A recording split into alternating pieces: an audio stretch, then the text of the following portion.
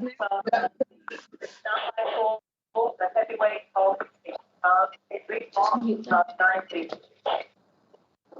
can hear some distortion.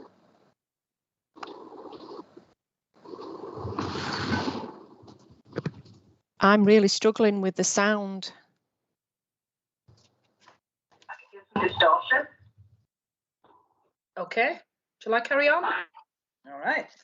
So, good afternoon, everyone, and welcome to the licensing panel virtual hearing today. We'll start by a round of introductions. My name's Amanda Pinnock. I'm the chair of the panel. Moving on to Councillor Allison. Good afternoon, everybody. I am Councillor Karen Allison. I am a panel member. Councillor Gregg. Good afternoon. My name is Adam Gregg. I'm a panel member and ward councillor for the Lindley ward. Thank you. The council's legal representative. Good afternoon. My name is Helen Wilson. I'm a solicitor. I'm advising the panel this afternoon. The licensing officer or officers. Hi, yeah, I'm Stephanie Mashita. I'm the senior licensing officer outlining the report today. Thank you, Chair. Thank you. I understand we have the applicants with us today, Mr. and Mrs. Smith. Are you here with us, Mr. and Mrs. Smith? Sorry, yes, we're here. Yes, we are. Fantastic. And your agent, Mr. Gregson? Yes, I'm here. Thank you. Fantastic. And objectors, so we have Mr. Claxton. Hello, yes. Can you just introduce yourself, Mr. Claxton? Sorry. Peter Claxton. Thank you. Miss Wheelhouse?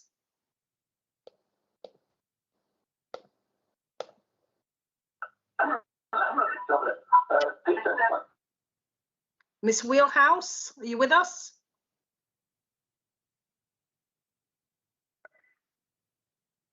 Okay. Struggling with that one. Miss Voice? I'll say it again. Marjorie Wheelhouse. Thank you. Miss Voice? I'm Claire Voice. Thank you. And we have a spokesperson on behalf of the petitioners, Mr. Muscroft.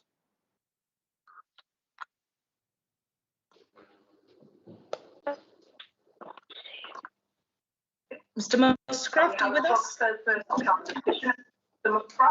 Yes, hello, I'm Stephen Muscroft. Fantastic. Could everybody hear that? We could hear, Yeah. but it wasn't crystal clear, to be fair. Yes, I'm We'll see. Stephen Muscroft. We'll see how we get on. Thank you. Chair, if you look in the chat, it appears that it may be some of the callers have got a background, YouTube on in the background, and perhaps you could, I think they're trying to be entreated to turn it off. Perhaps you could mention that it's interfering with their noise issue, so they may want to be watching YouTube at the same time. If you look at the chat, Chair, you'll see. Thank you. So have the objectors heard that? It's difficult to hear you and you having YouTube on also in the background. So could you turn YouTube off or at least turn the volume down? Fantastic, we'll keep going. All right, so we'll move then to the agenda. Just to confirm that this meeting is being webcast and recorded. All right, so moving on to the agenda then. This morning, myself and Councillor Gregg attended a site visit in relation to the application for grant of licence, which we'll be discussing at item 6. That was quite a useful exercise for us to go and have a look at the venue itself and to have a look at, you know, what's likely to operate there and how close it is in proximity to objectors and so on. I think there's something in the chat about background noise from the callers. Can everybody be mindful of what's going on in the background, please? It's very, very difficult to hear and to concentrate. Thank you. So, second item, declaration of interest. Anything of interest to declare? Councillor Allison? No, nothing from myself. Councillor Gregg? Nothing, Chair. Thank you. Admissions of the public. This has been webcast. Any deputations or petitions? None received, Chair. Public question time. Any questions? None received again, Chair. Okay, we'll go straight into the application then, which is item 6, and it's an application for grant of premises licence in relation to Kirklees Woodland Weddings situated at Lily Lane, Nineve Farm, Grangemore. So can I begin by asking the licensing officer, please, to outline the application? Thank you, Chair. So in summary, the purpose of this report is to inform members of an application for the grant of a premise licence, which as a result of representations being received, has referred to this panel for determination. So information required to take a decision today. On the 11th of May 2021, the licensing department received an application for the grant of a premise licence for Kirklees Woodlands Wedding. The application was made by the company called Hospitality Training Solutions Limited, acting as agent to the applicant Stephen Smith, and a copy of this full application can be seen at Appendix A. The licensable activities applied for by the applicant are as follows: the supply of alcohol for consumption on and off the premises, Monday to Sunday from 10 AM until midnight, and recorded music Monday to Sunday from 11 PM to midnight. During the consultation period, no representations have been made by any of the responsible authorities. However, concerns have been raised, resulting in a total of 10 representations. These are supported by 2 ward members, a member of parliament and 9 residents, and 2 petitions supported by 22 residents, which relate to the licensing objectives: public safety, prevention of crime and disorder, prevention of public nuisance, and protection of children from harm. A copy of the representations made by the individuals can be seen at Appendix B, and a copy of the full petition can be seen at Appendix C. Thank you. Thank you. We'll move on to the questions then. I have a number of questions. So Chair, I'm sorry to interrupt, but can you just make it clear what the procedure is you're going to be following today? So that the applicant will make their application, then questions can be asked by everybody attending, that's councillors and all the those who've made representations. And then each of those who have made a representation will be allowed to address the panel, and the applicant and their representatives will be able to ask them questions. All parties will be able to sum up, at which point the panel will then go into deliberation in private, and with the aim of deliberating today, with concluding today, but that will be advised further depending on the questions and issues raised in the hearing. I'm sorry to interrupt, Chair. I just wanted to make sure that everybody understood what was going to be happening next. lovely, I'm grateful for that. Thank you. So moving on to questions then for the licensing officer. I have a number of questions.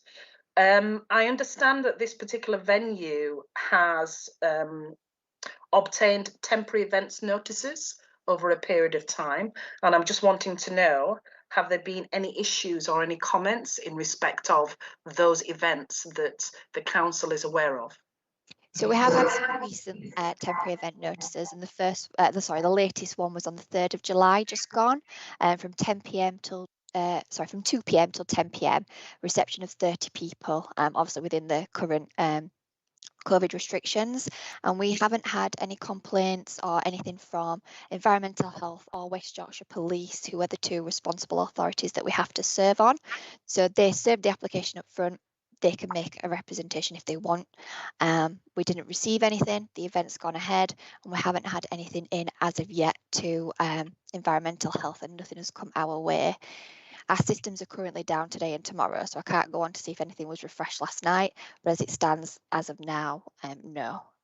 Okay, I think that might answer my second question, which is a number of the objectors have raised issues about the dangerous highway issues in and around the venue, and a number of accidents have taken place. I think one of them indicate there was a car upturned on the 23rd of May. So I wanted to know about comments, particularly from highways, whether we've had anything.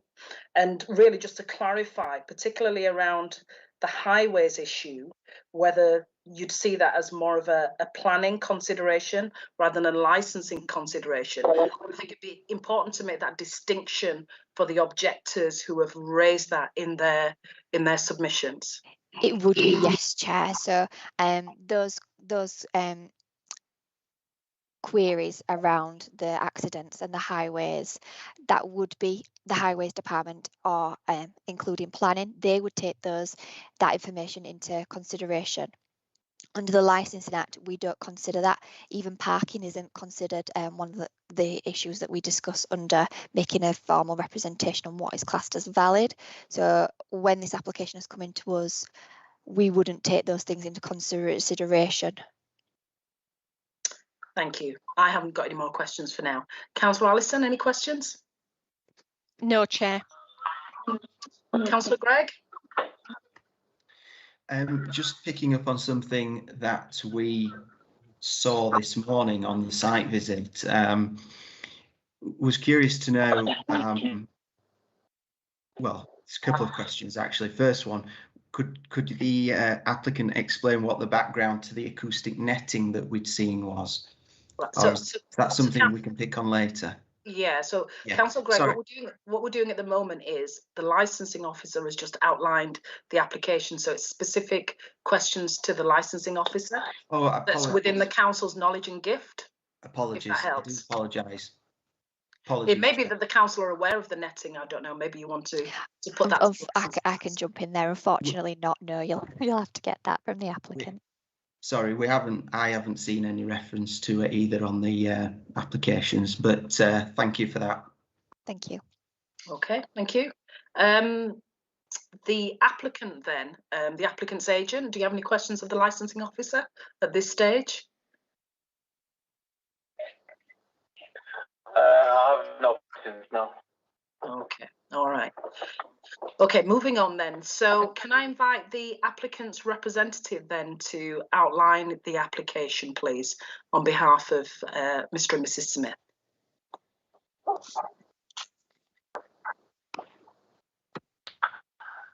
Yeah, could you explain, outline the application? Do you want me to go through the application? Yeah, so we want to understand what your intentions are, and particularly in respect of the 4 licensing objectives. Okay, yeah, definitely. Just normally, the application itself would be read by the licensing officer. So I didn't know if you wanted me to read the whole thing, or if everyone's already aware of it and you'd just like me to talk about the intention. No, so if you have, so the bundle that we have has got very limited information about your application.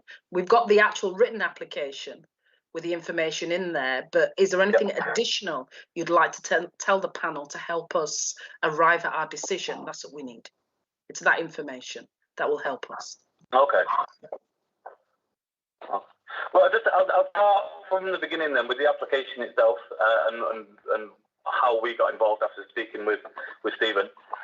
And when we make an application, our role is to ensure that when the application is submitted for the activities that are being applied for and the times that are being applied for, careful consideration is put into place, especially with location and the close proximity of other premises, for the licensing objectives to be met. And to do that, we look at a large range of things: the activities, the times, the number of guests, as well as, like I said, the close proximity of or whether they are close or not of other local residents. The activities that have been applied for would be commonly associated with weddings, with the retail sale of alcohol and live and recorded music. And the conditions that were added were more than enough, in our opinion, for the licensing objectives to be met. So the purpose of the hearing today is to ensure, regardless of public opinion, that the application, if granted, the business can sustain and promote the licensing objectives.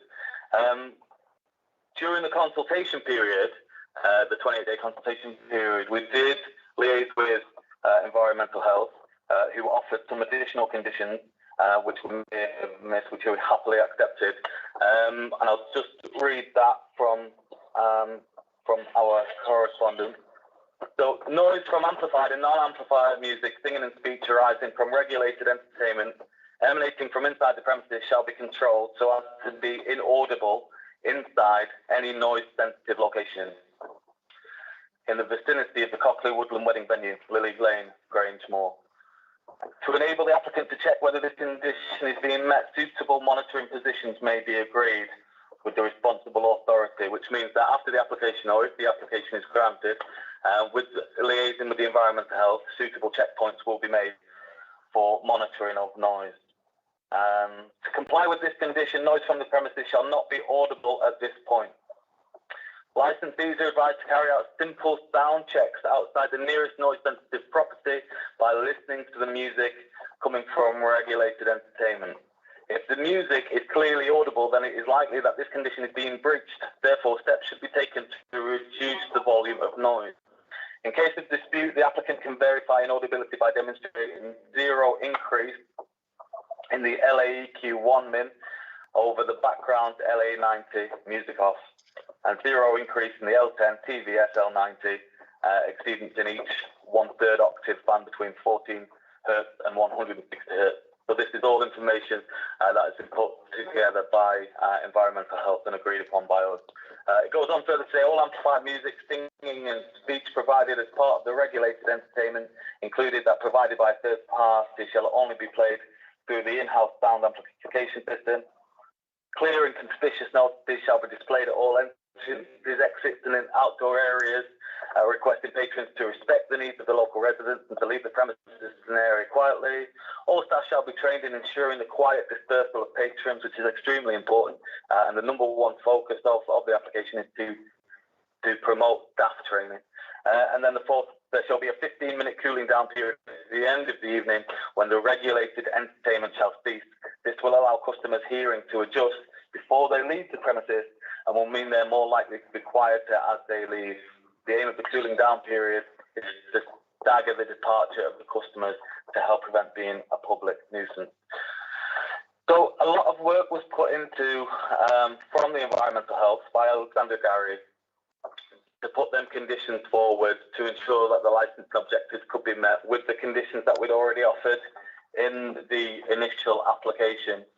And one of the things that the applicants want to do is ensure that when the business is up and running, is that it is a continuous business. And for that to happen, they would have to adhere to the conditions that were there, and they'd have to work with the public and the authorities, and they'd have to ensure the licensing objectives are being met. And like I said at the beginning, the purpose of this hearing is to ensure that once this, or if this license is granted, that the licensing objectives can and will be met. And again, I want to further. I think we lost you there. We lost you there, Mr. Gregson. Can you say that again?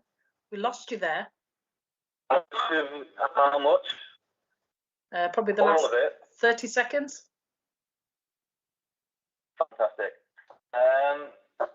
Okay, so I was just saying that the great work put in by Alexander Gary to ensure that conditions are being put in place from the environmental health that we agreed upon to ensure that the licensing objectives be promoted.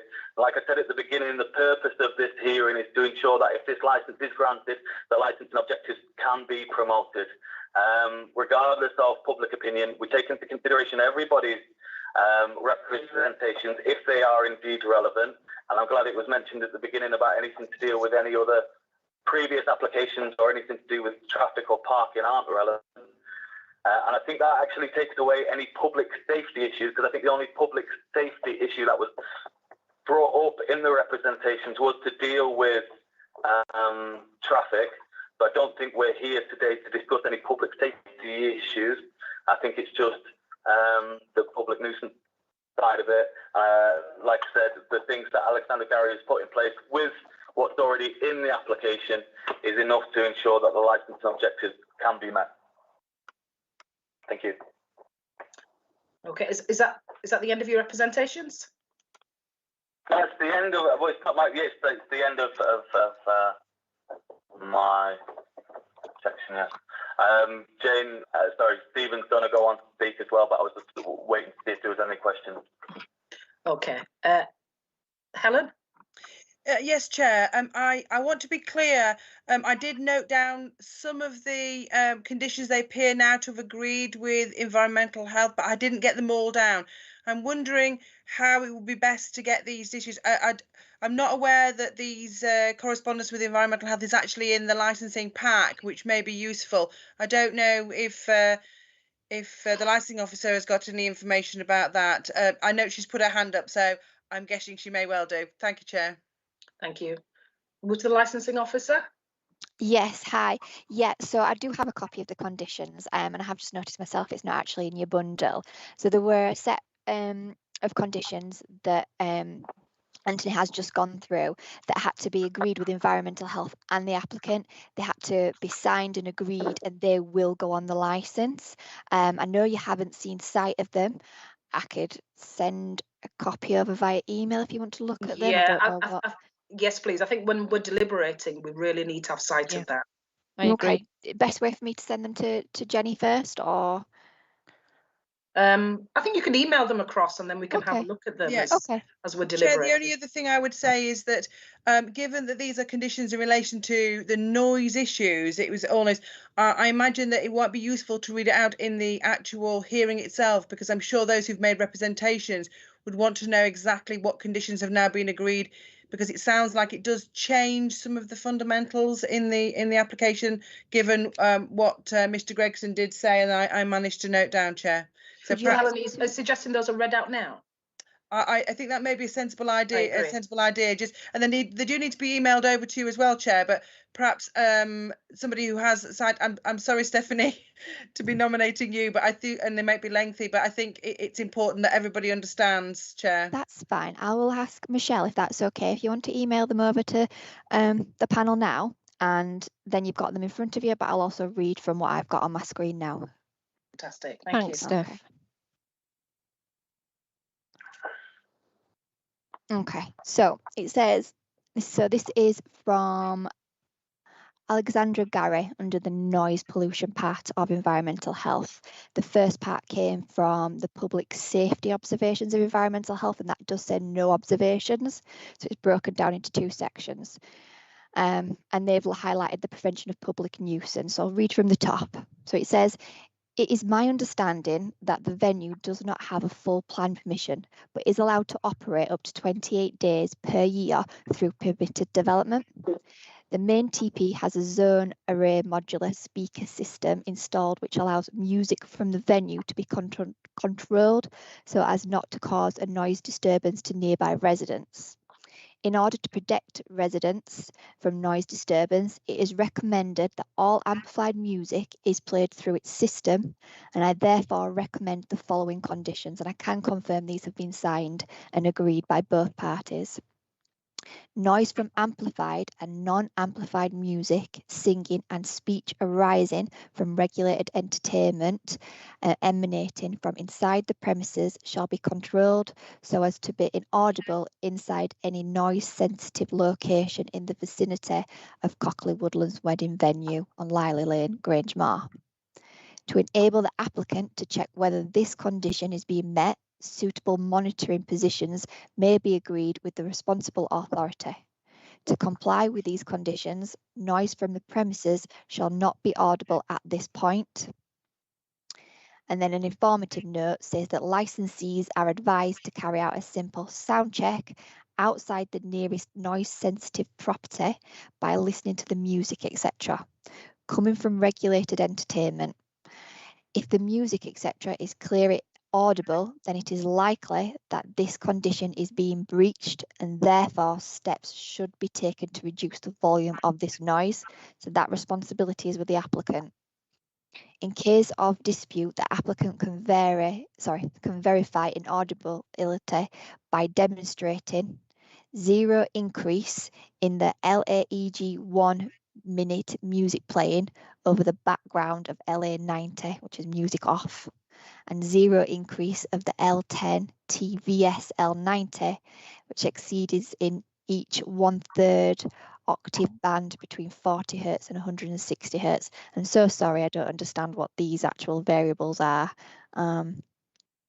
all amplified music, singing and speech provided as part of the regulated entertainment, including that provided by a third party, so if a DJ or a band comes in, shall only be played through the in-house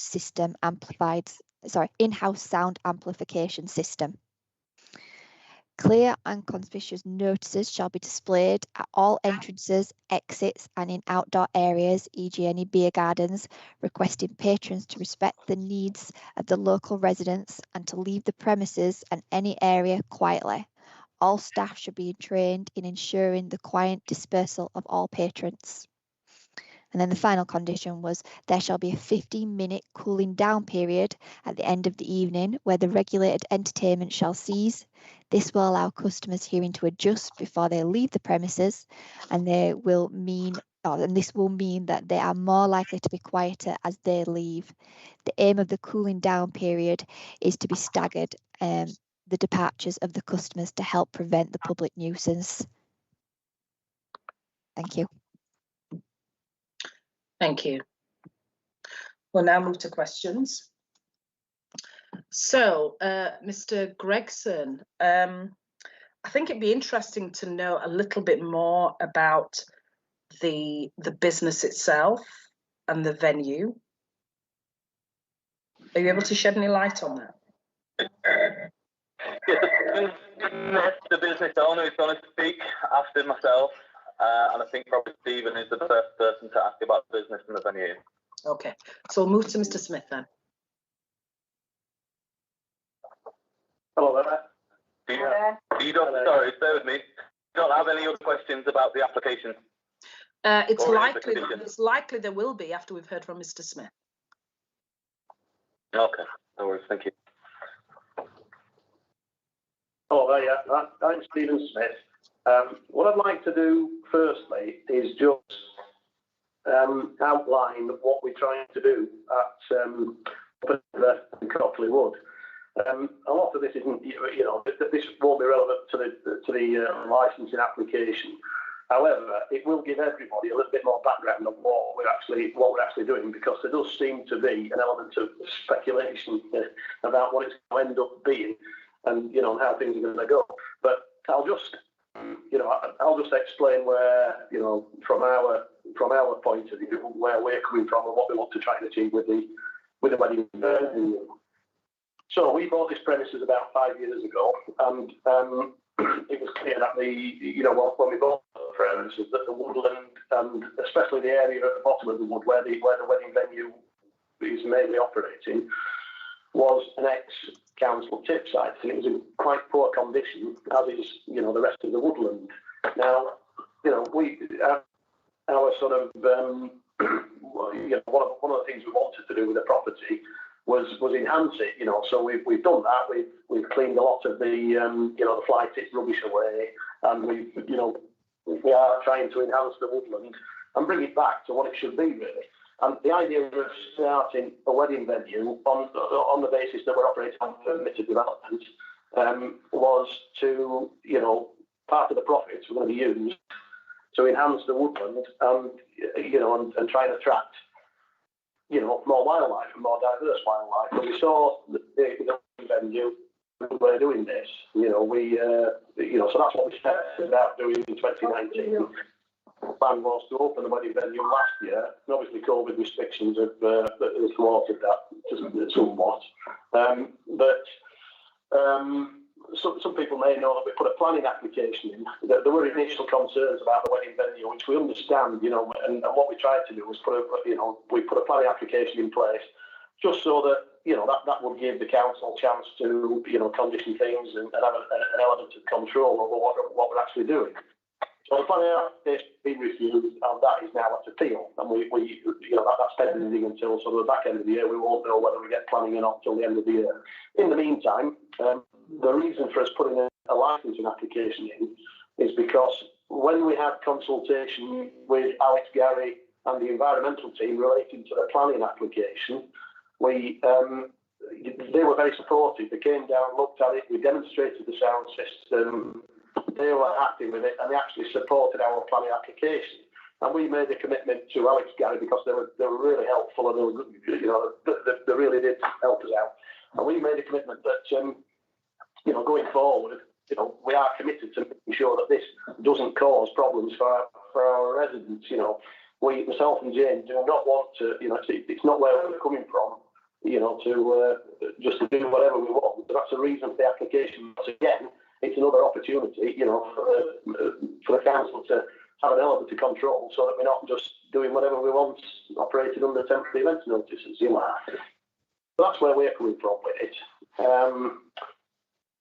I think we've done 2 or 3 weddings up to press, and I like to think that we operate another business so I've been in business a long time, and we're aware of health and safety issues, etc. And we personally manage each of the events. We make sure, for example, we've got a car park attendant who is stroke supervisor, who is an ex-policeman, and is aware of, is aware of all the the health and safety issues, etc. And I've got to say that we want to be professional in operating this venue.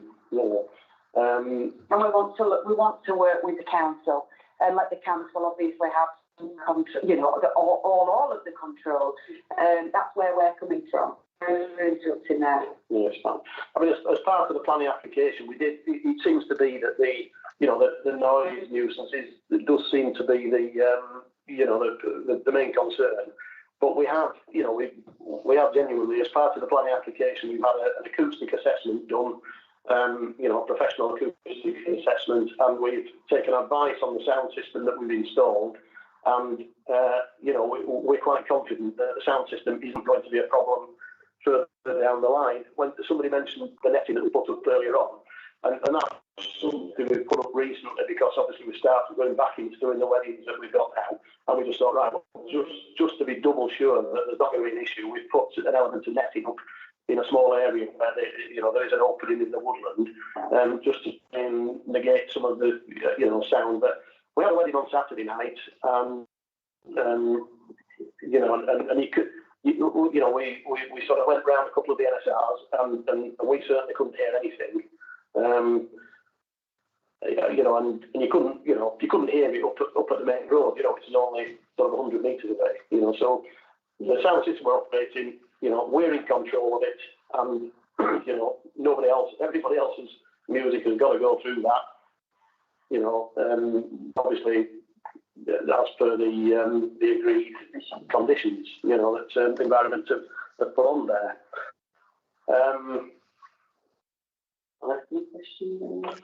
Has anybody got any questions? Yeah, so I've got another question. So this might be difficult to answer, actually. So how many events do you anticipate you'll be holding each year, and what's the capacity of the venue? Well, at the moment, operating under permitted development. At the moment, we're operating under permitted development, so that allows us to do approximately 15 weddings under temporary events notices. Yeah. Now, we don't, to be honest, if we end up, if we do get the planning consent, I don't think, the idea of putting a planning application in was more to sort of give, put people's minds at rest, to show that we want to try and do things properly, and that we're operating under the control of the council. Now, if we do get planning permission, to be honest with you, that's not my life of running the business, and now we're going to doing it.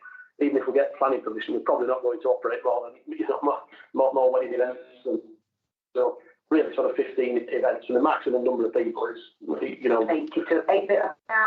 The ones we've got booked for this year, I've done 3 wedding meetings, and the average numbers are between sort of 70 and 80 guests. Obviously, some are going slightly with children up to like 100, but the average wedding is about 80 guests. The wedding that we had on Saturday, there was only 9 car park. So just to clarify then, how many do you think you'll be holding for the year? The reason why I asked that question is I'm sure the objectors will be interested to know. Is it likely you'll have weddings every weekend, or will it be seasonal? No, it will be once a week on a Saturday, And the start time generally is around about 3 p.m. But the start time, obviously, if they're having a blessing down there, so there's going to be an hour there. So the actual music wouldn't start on the evening until roughly about 7:30. And I make sure the music is turned off at 11:15, last orders, and the site is cleared by 12 p.m. and the gates are locked.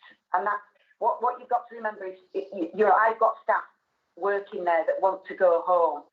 They've had a long, hard day and they want to go home. So that's those my sort of that's my structure going forward. Is that music finishes at 11:15 and last orders, so they can have a quick drink, quieten down after the music's finished, and then the site is cleared. If there's any taxis need to be ordered, we do that. The taxis are brought into the car park by the marshal.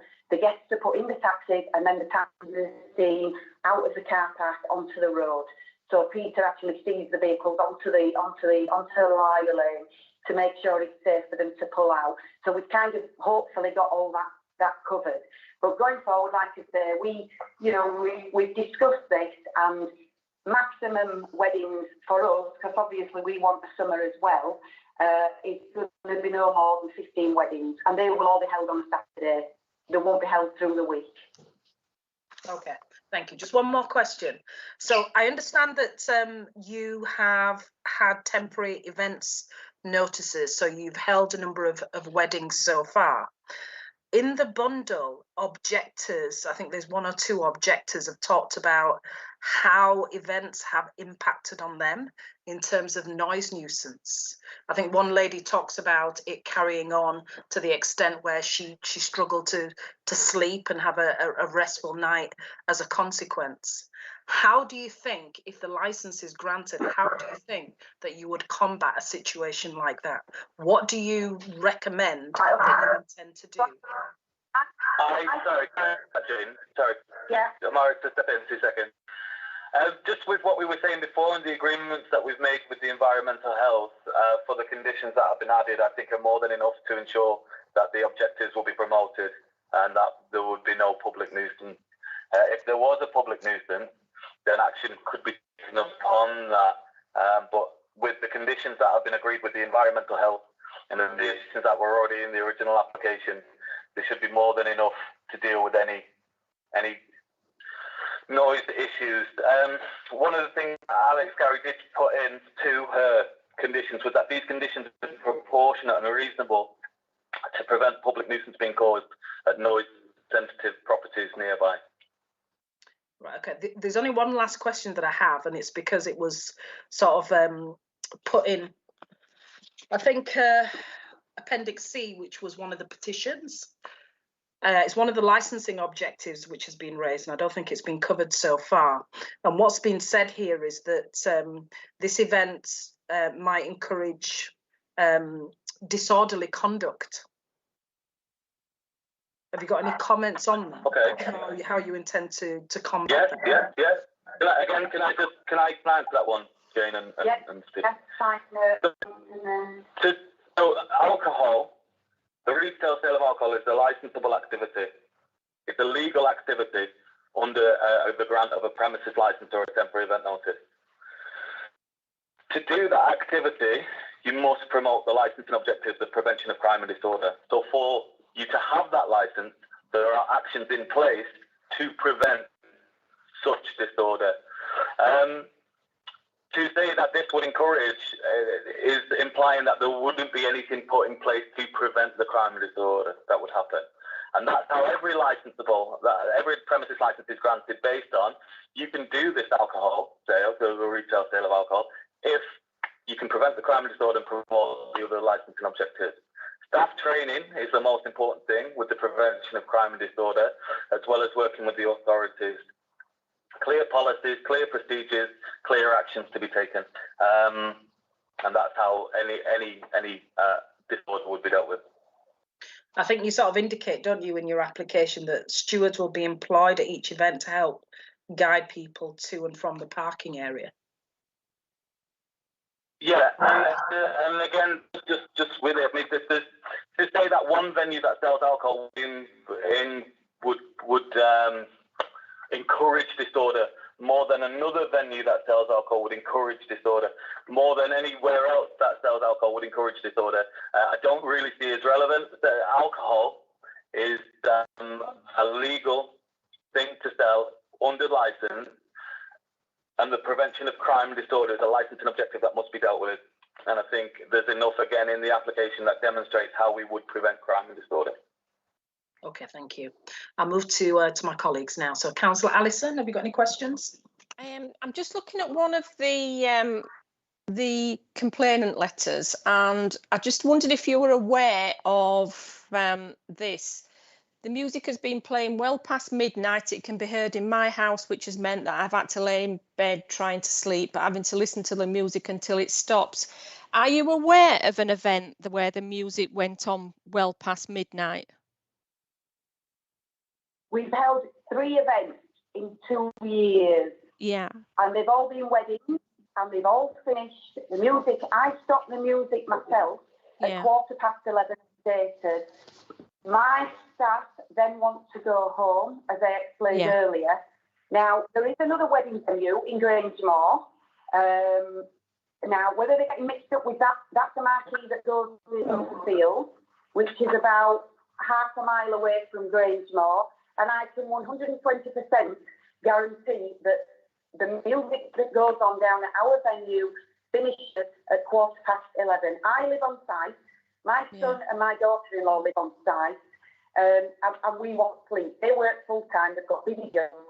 So why would we want to carry on working till 2 and 3 o'clock in the morning? Yeah. That's all I can sort of stress. No, we haven't gone past midnight. No. Thank you. Thank you, Chair.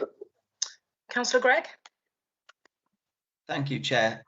Could I just ask the applicant what the highest capacity they've had during one of the temporary event notices was, and just to clarify how many they have held since they've been running the temporary events?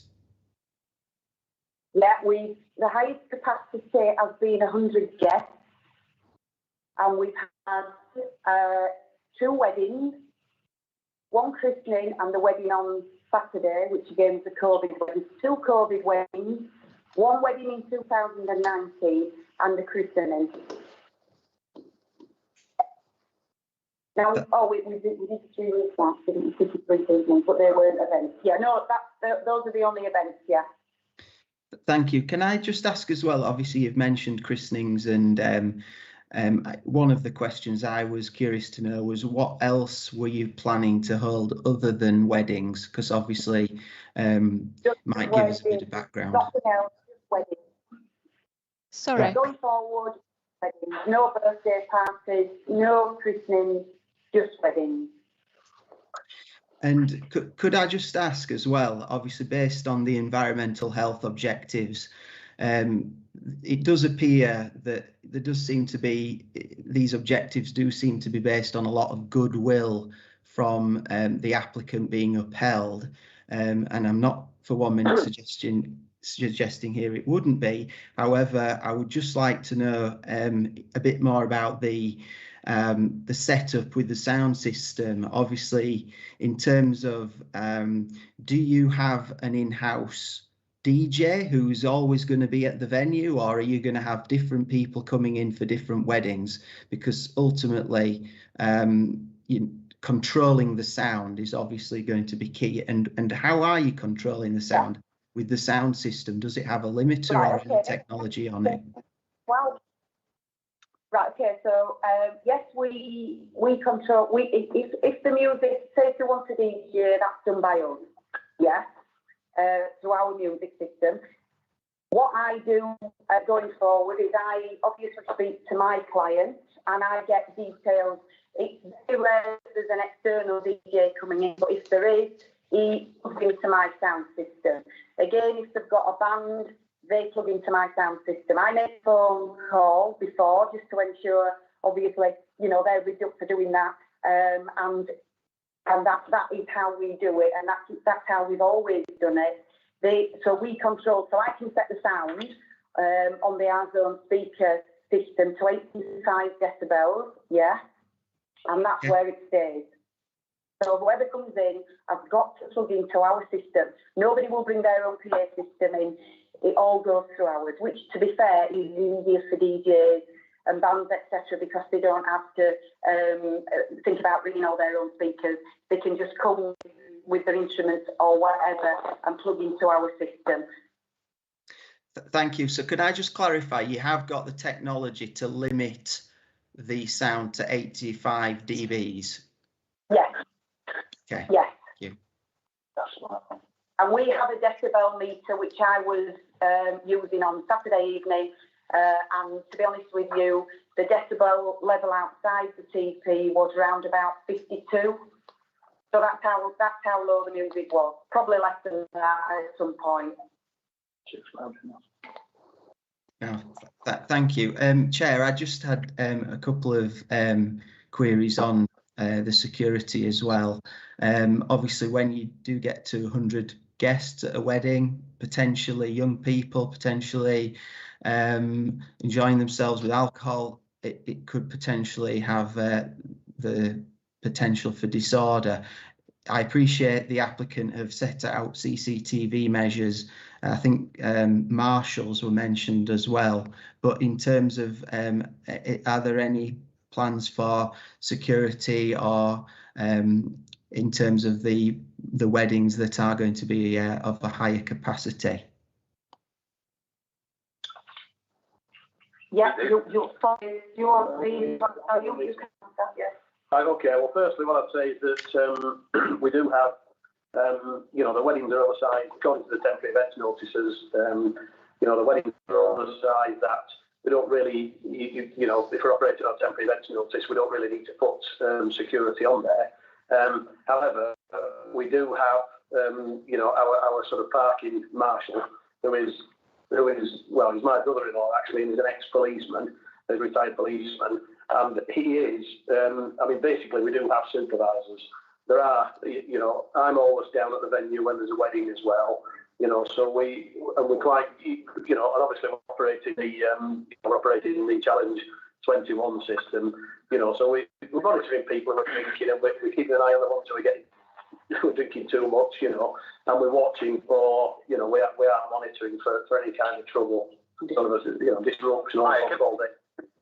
Can I add to that as well, Stephen, if you don't mind? Yeah. Okay. Yeah, no problem. So, as well, with the application, as you're well aware, that the application has been sent to the police for consultation as well, who've looked at the times at which the activities are going to take place, the activities that are going to take place, and the location. And at no step of the application, police, who would be the first people to decide whether security or any further measures were needed, have stepped in or advised or give any representations to it, which means that the police officers have looked at the application and they're happy with the measures that have been put in place to deal with the disorder that happened. In a lot of places, there aren't set security for capacities well above the 100. Wedding venues are typically well-behaved venues, so you only base it on whether or not it's needed, based on the location, the times, the activities, and the event. And what's in place is a policy on disorderly conduct for staff training to be put in place to ensure staff is aware of what to look out for, what to do, and how to deal with situations. I don't think the need of security was in there, which is why we left it out, as many venues do, and many wedding venues, many other venues who sell alcohol don't have their own private SIA security. And under consultation, never will be reached out to by the police, who thought it would be an idea to add the security. So we're happy with what we've put in. Thank you. Chair, the only other point I wanted to ask was about the taxis and potential for access. Obviously a very fast road. A lot of applicants have saying that there's a lot of objectors are saying that there's an issue with road safety on that road anyway, and that something like a wedding venue won't help in terms of road safety issues. I appreciate in terms of, obviously you have a car park. Do you have any sort of plan in place for taxis to be collecting guests or anything like that? Sorry, just to interrupt. Was this not dealt with at the beginning, that that's a planning issue and not a licensing issue? I mean, yeah, I accept that, but my colleague's question is a genuine one in terms of public safety. I don't think there's any issue in him raising that as a question. But just to be clear, what's the public safety issue of the traffic with relation to the application? Well, I'll tell you what. Yeah, the public safety issue is that obviously the access on that road is not great for people who are walking to and from the venue. So obviously, if you've got people flagging down taxis on the road, it is a public safety issue, and this is why I'm asking why. But 2 seconds. Can you talk legal on this? Is this a planning issue or is this a licensing issue? Because if it's a planning issue, it should have no bearing with this hearing. Yes, Chair, with your permission, I'm happy to clarify. You are right, Mr. Gregson, that the highway issue and as our licensing officer said, parking are matters that are dealt with by the planning regime. But that is not to say that public nuisance can't be caused by the traffic cause. And if I understand Councillor Gregg's question, it wasn't necessarily in relation to the traffic on the road. It was specifically about guests and taxis, which are directly relevant. Now, Councillor Gregg, you'll correct me if I'm wrong. Is your question in relation to how they manage the taxis that will be coming to the premises to collect guests or drop off guests? Is that your issue? It's not necessarily the highway, it's the taxis in relation to guests. That's what I understood your question to be. If that's correct, then Mr. Gregson, I'm sure you would agree that is a matter for licensing. Absolutely. I want to know what consideration has been given for those guests who were wanting to get into a taxi. Mr. Gregson, is that clarified it for you? He wants to know what thought is important to people getting into a taxi. I'm sorry, it wasn't. You did break up. I'm sorry, I couldn't quite hear what you said, Mr. Gregson. But I wonder if. I think Stephen and Jane are going to take that one. So it seems.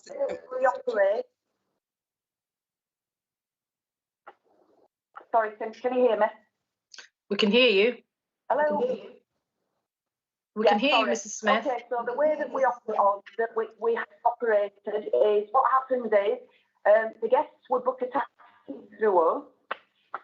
Peter is always up in the car park. Yeah, and what we do, Peter will radio down once the taxis arrive down to the venue.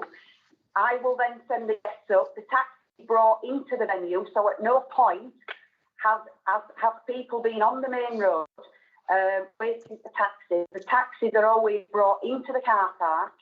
The clients are then put into the taxis, and then Peter on the car park, he goes out onto the main road to make sure it's clear, and he sees the taxis out onto the main road.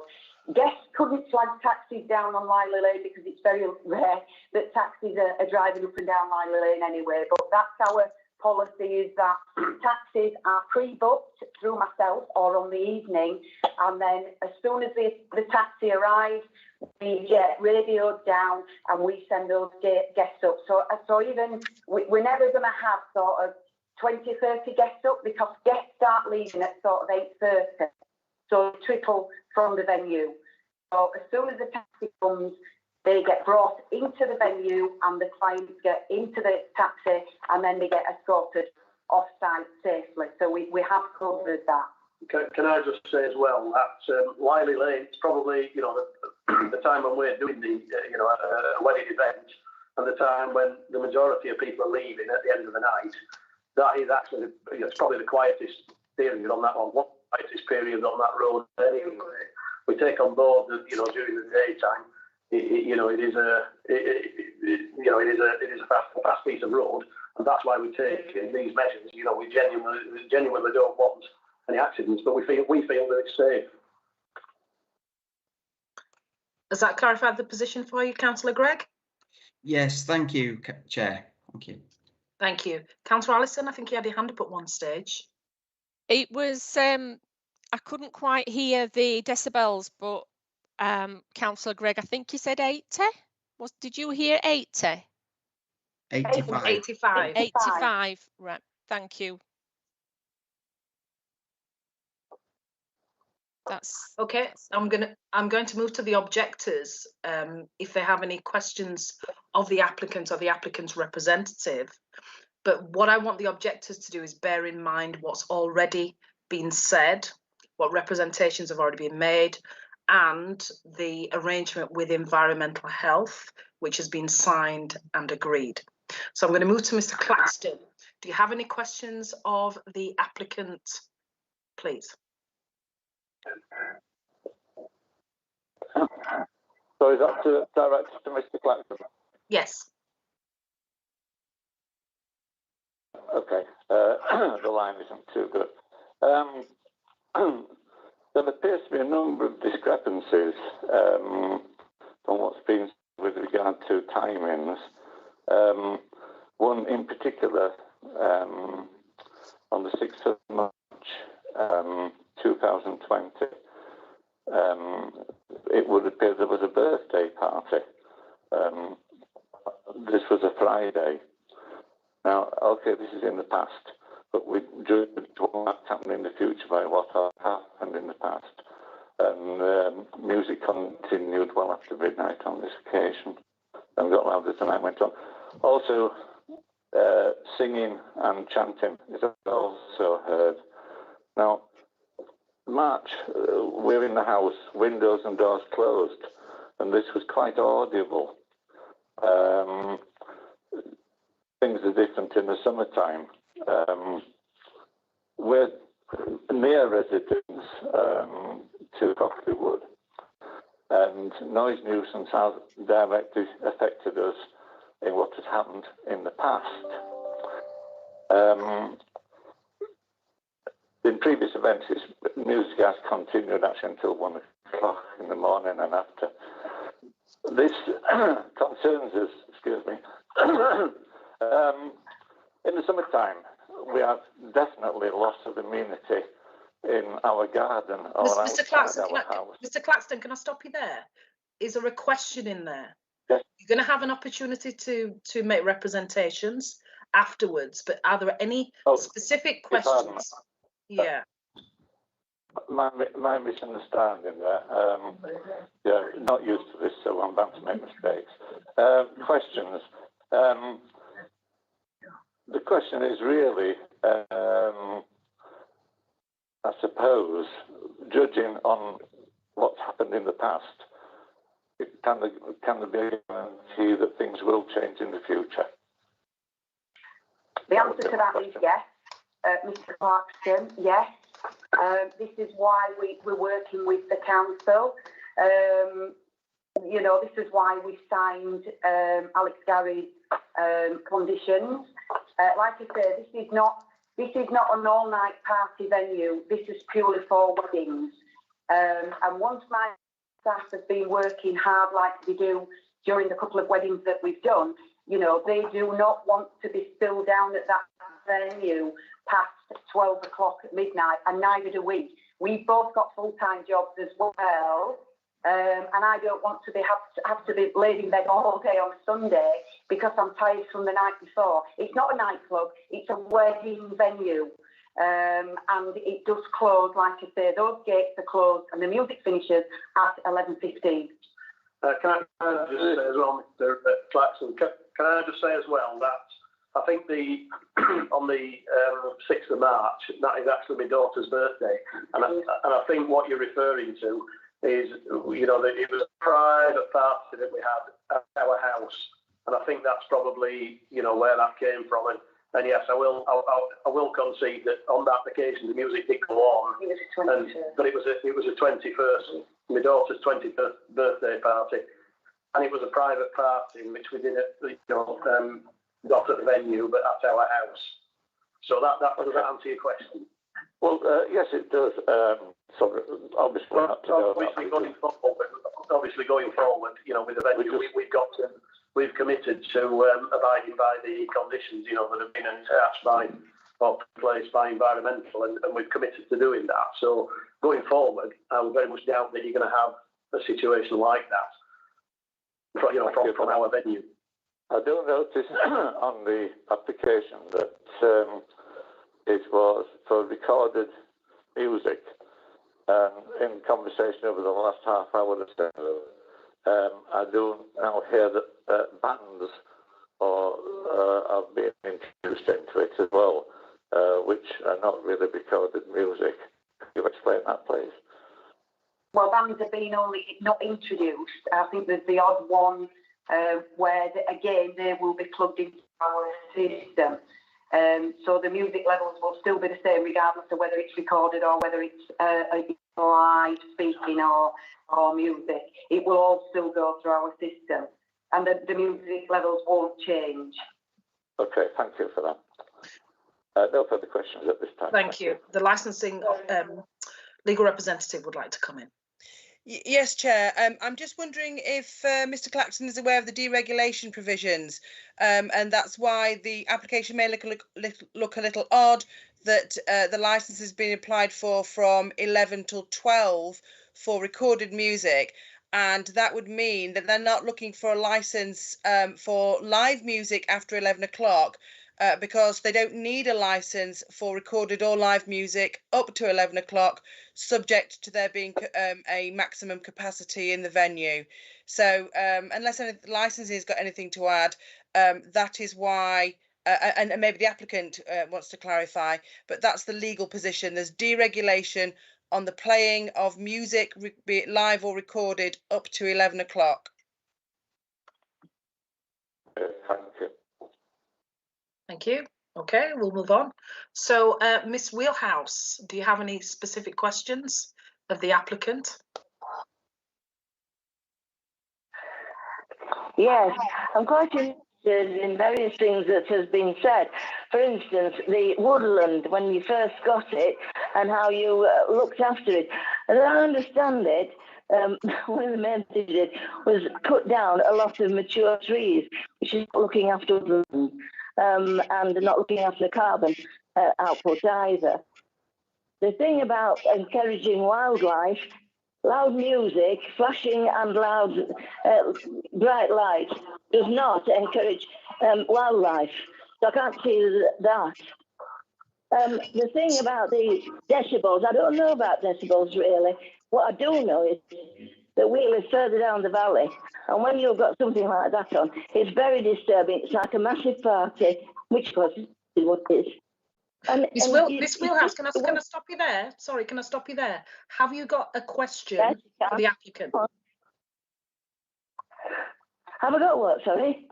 A direct question, a question for the applicant. Have you got any questions? Oh, a question? No, not particularly, I don't suppose. Okay. All right. You'll have an opportunity. You'll have an opportunity to make representations and to put your case after these questions have been put and answered. Okay. Right. So thank you very much. Okay. No, so a question for the reputation. Yeah. So did you say you've got a question? No, I haven't got a question. I want to make a representation though. Okay. If that's what we're doing. Okay, you'll have your opportunity shortly. So Miss Voice, do you have a question? Or questions?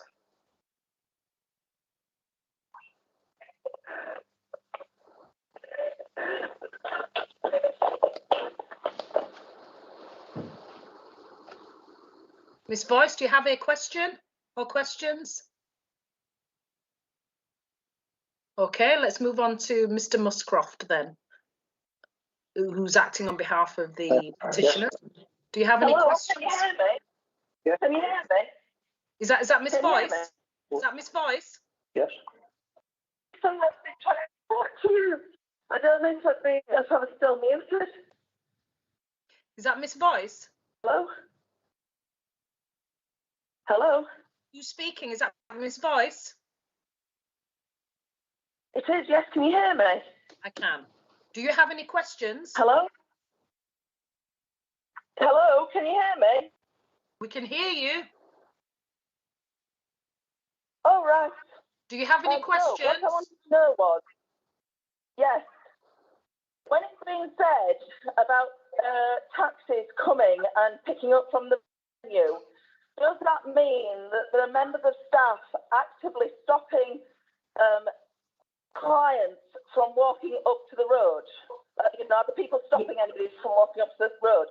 Or is it that if the taxis pull in, then yes, they are guided to the correct place and the procedure's gone through, but they No, the clients do what they want? No, it isn't that at all. All the taxis are pre-booked. So my marshal knows exactly what time the taxis are due, and then he radios down to the venue, and then the clients get escorted up to the venue by one of my members of staff.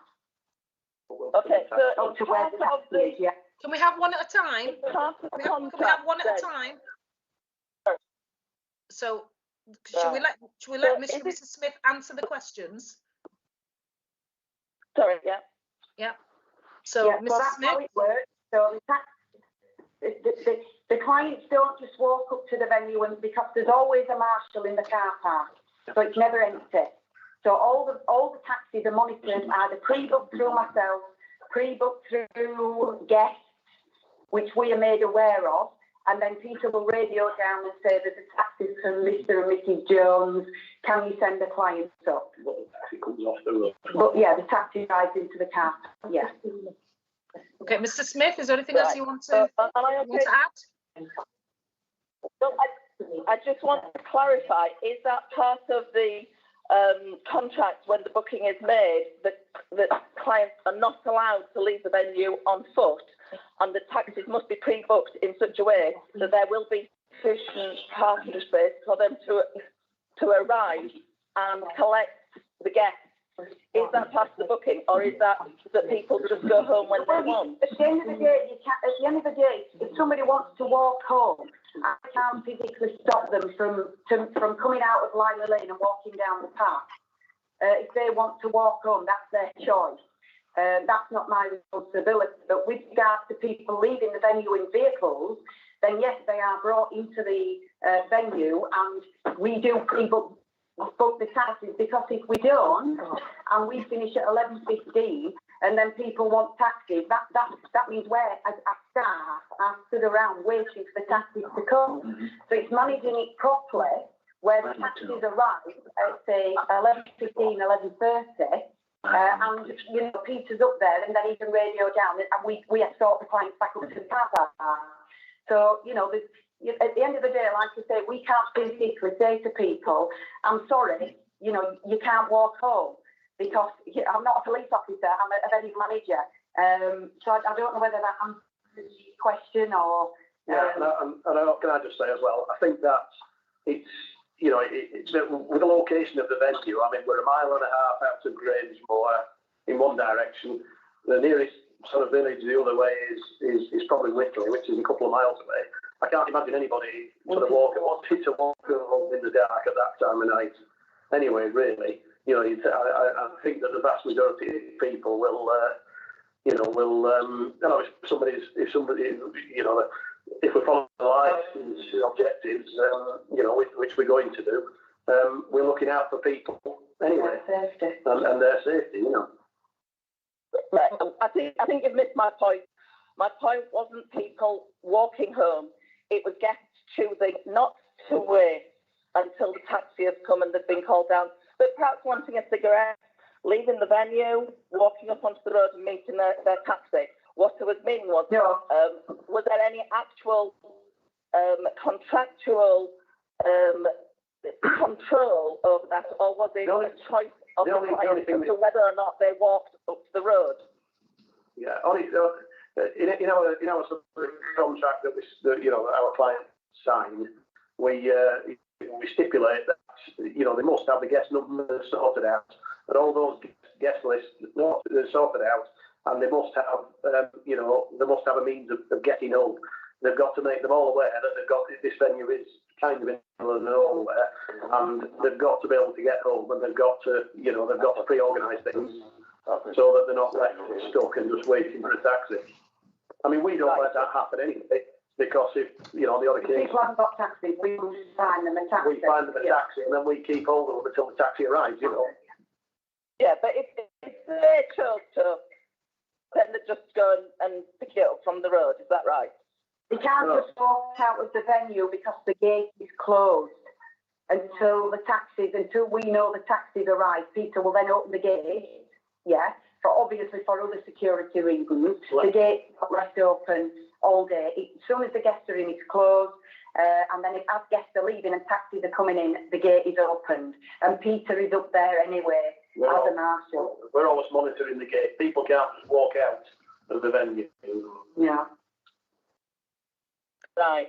But you just said that they could. Right, okay. Well, if you go to the car park marshal and they say, we want to leave, he can't restrain them and say, sorry, you can't leave the venue. And like you say, we're not police officers. They are well within the right to leave the venue if they need to, but we've never come across that, and we don't anticipate that we ever will, because no one would want to walk from here. You know, they want to get a taxi. So well, as I say, that's all we can sort of say on that one, I think. Okay. So, Ms. Voice, have you got any other questions? That's fine, thank you. Oh, thank you. Okay. So moving finally to Mr. Muscroft, on behalf of the petitioners, have you got any specific questions? Yes, good afternoon. I have some questions, if possible. I'd first of all like to ask the applicants, what was the event on New Year's Eve 2019? And what time did they think it finished? Well, again, I think it was on New Year's Eve. It will be a New Year's. It will be a private party. Okay, so you don't think that counts in terms of noise and disturbance then? Well, all I can say is that I'm quite sure there'll be lots of other people. Like all the fireworks that go off at 12 o'clock, they're obviously a nuisance too. It's New Year's Eve at the end of the day. I don't know what. Well, if I can then say, can we have one at a time? Can we stop? Can we stop a second? Can we have one at a time? So, Mr. and Mrs. Smith, can you answer that question? Yeah. And then, Mr. Muscroft, you can ask a supplementary if you want to. Yeah. All I can say is that it was a private event. We didn't have a temporary events notice for that, but we weren't selling any alcohol. It was friends and family, and I don't know what else you want to say. We certainly, one thing that we don't do from this venue, and we don't do it at all as a family, is let fireworks off, because we don't want to disturb wildlife. You know, that's one of the things that is banned from, you know, specifically banned from our events, you know, when we're doing a wedding. We don't want to disturb wildlife, you know. So yeah, I mean, that's all we can say about that, Mr. Muscroft. You know, it was New Year's, it was a private party. Okay. So that might be the case, and I do accept what you say there, but I know that there are a lot of parties on New Year, as you know, but most parties at New Year can't be heard over half a mile away, making your windows shake. And most people are not making that kind of noise that can be clearly heard in people's properties with the doors and windows shut at 1:45 in the morning. And certainly it was so bad on that night that as I saw my guests away, I had to go up and see what was going on. And what I saw were cars, guests milling around gates, trying to leave, taxis trying to come in, cars trying to go out. And it was chaos. Good, that's my opinion. That is in my opinion. So can I put a secondary? Can I stop? Excuse me. Can I stop everybody? Can I stop everyone from speaking? You're all speaking over each other. We cannot hear and we cannot make sense of what's being said. It's really important that everybody speaks individually. So let's take a pause. The licensing legal representative would like to come in. Helen.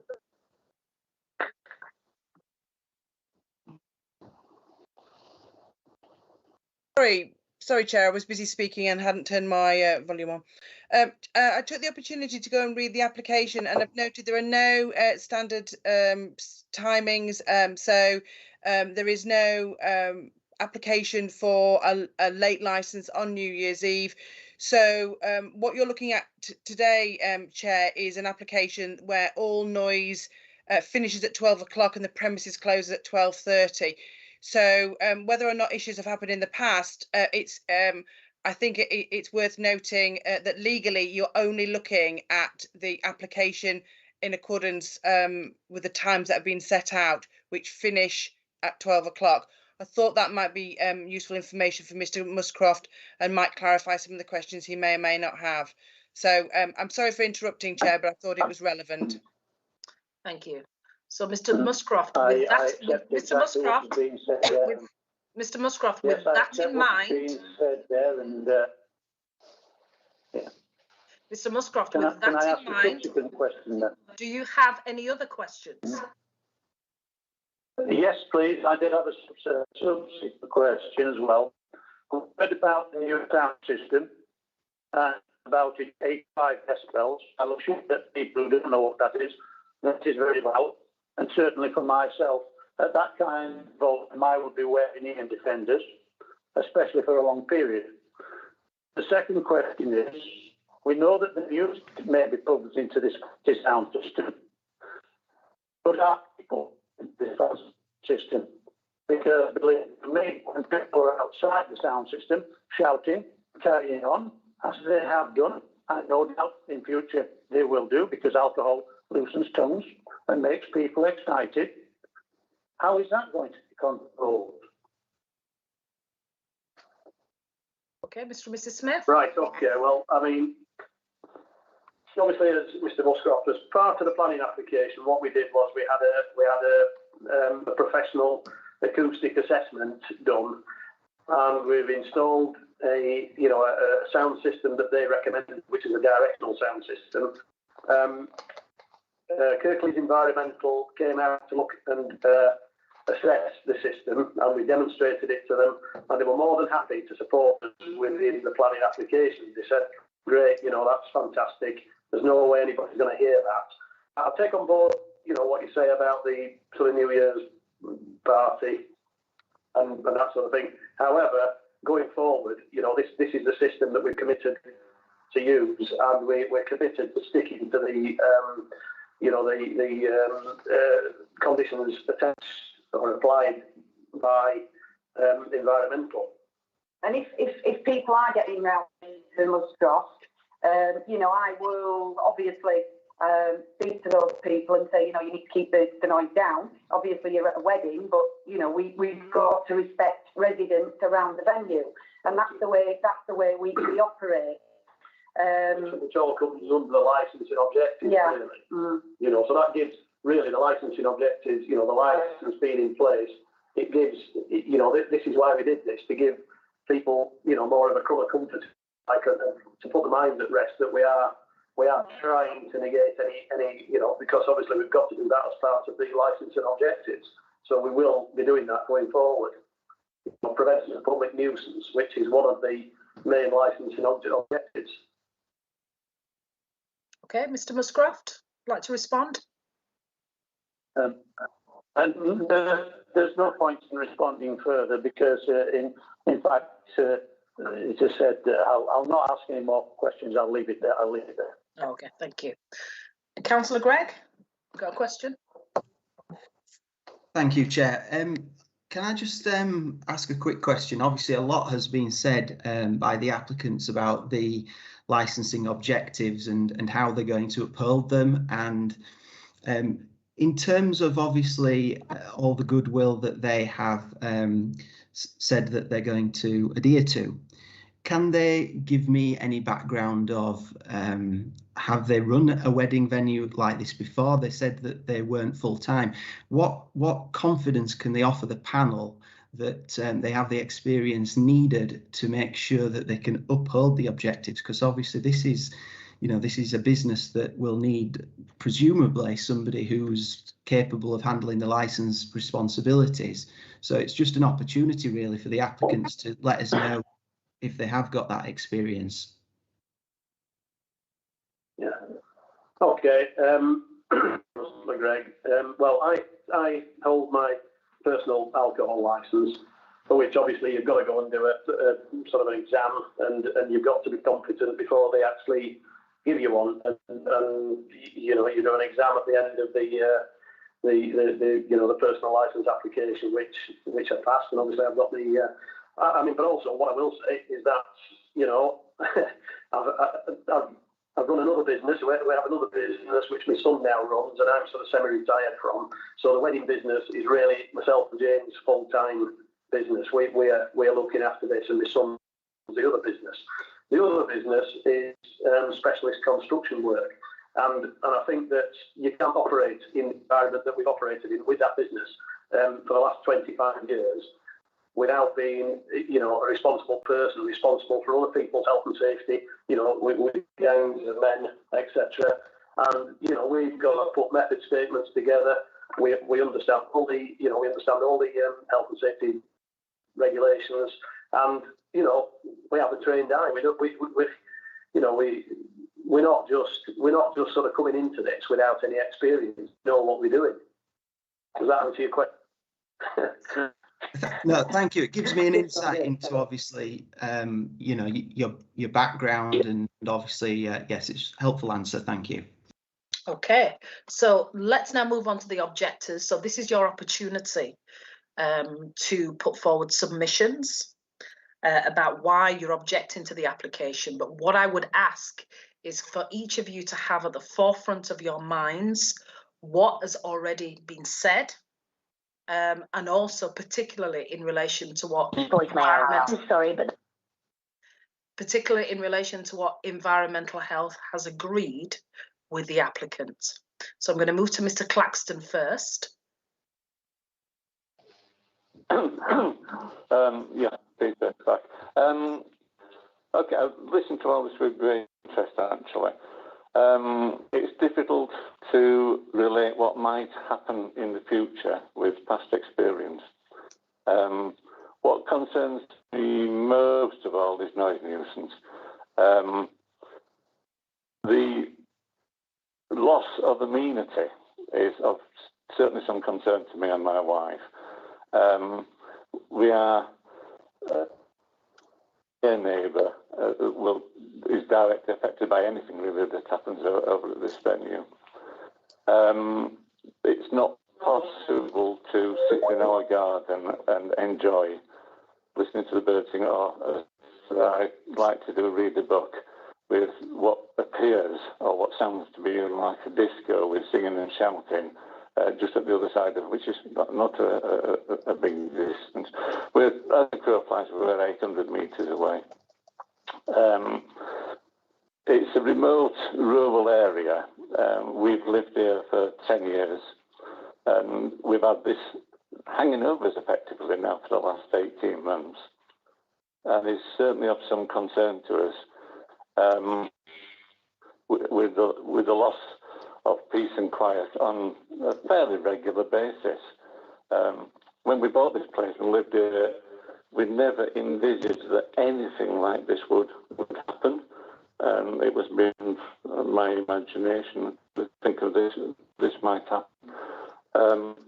We don't see the wildlife just as much as we did. There used to be deer, etc., running around the fields near this woodland. They appear to have gone.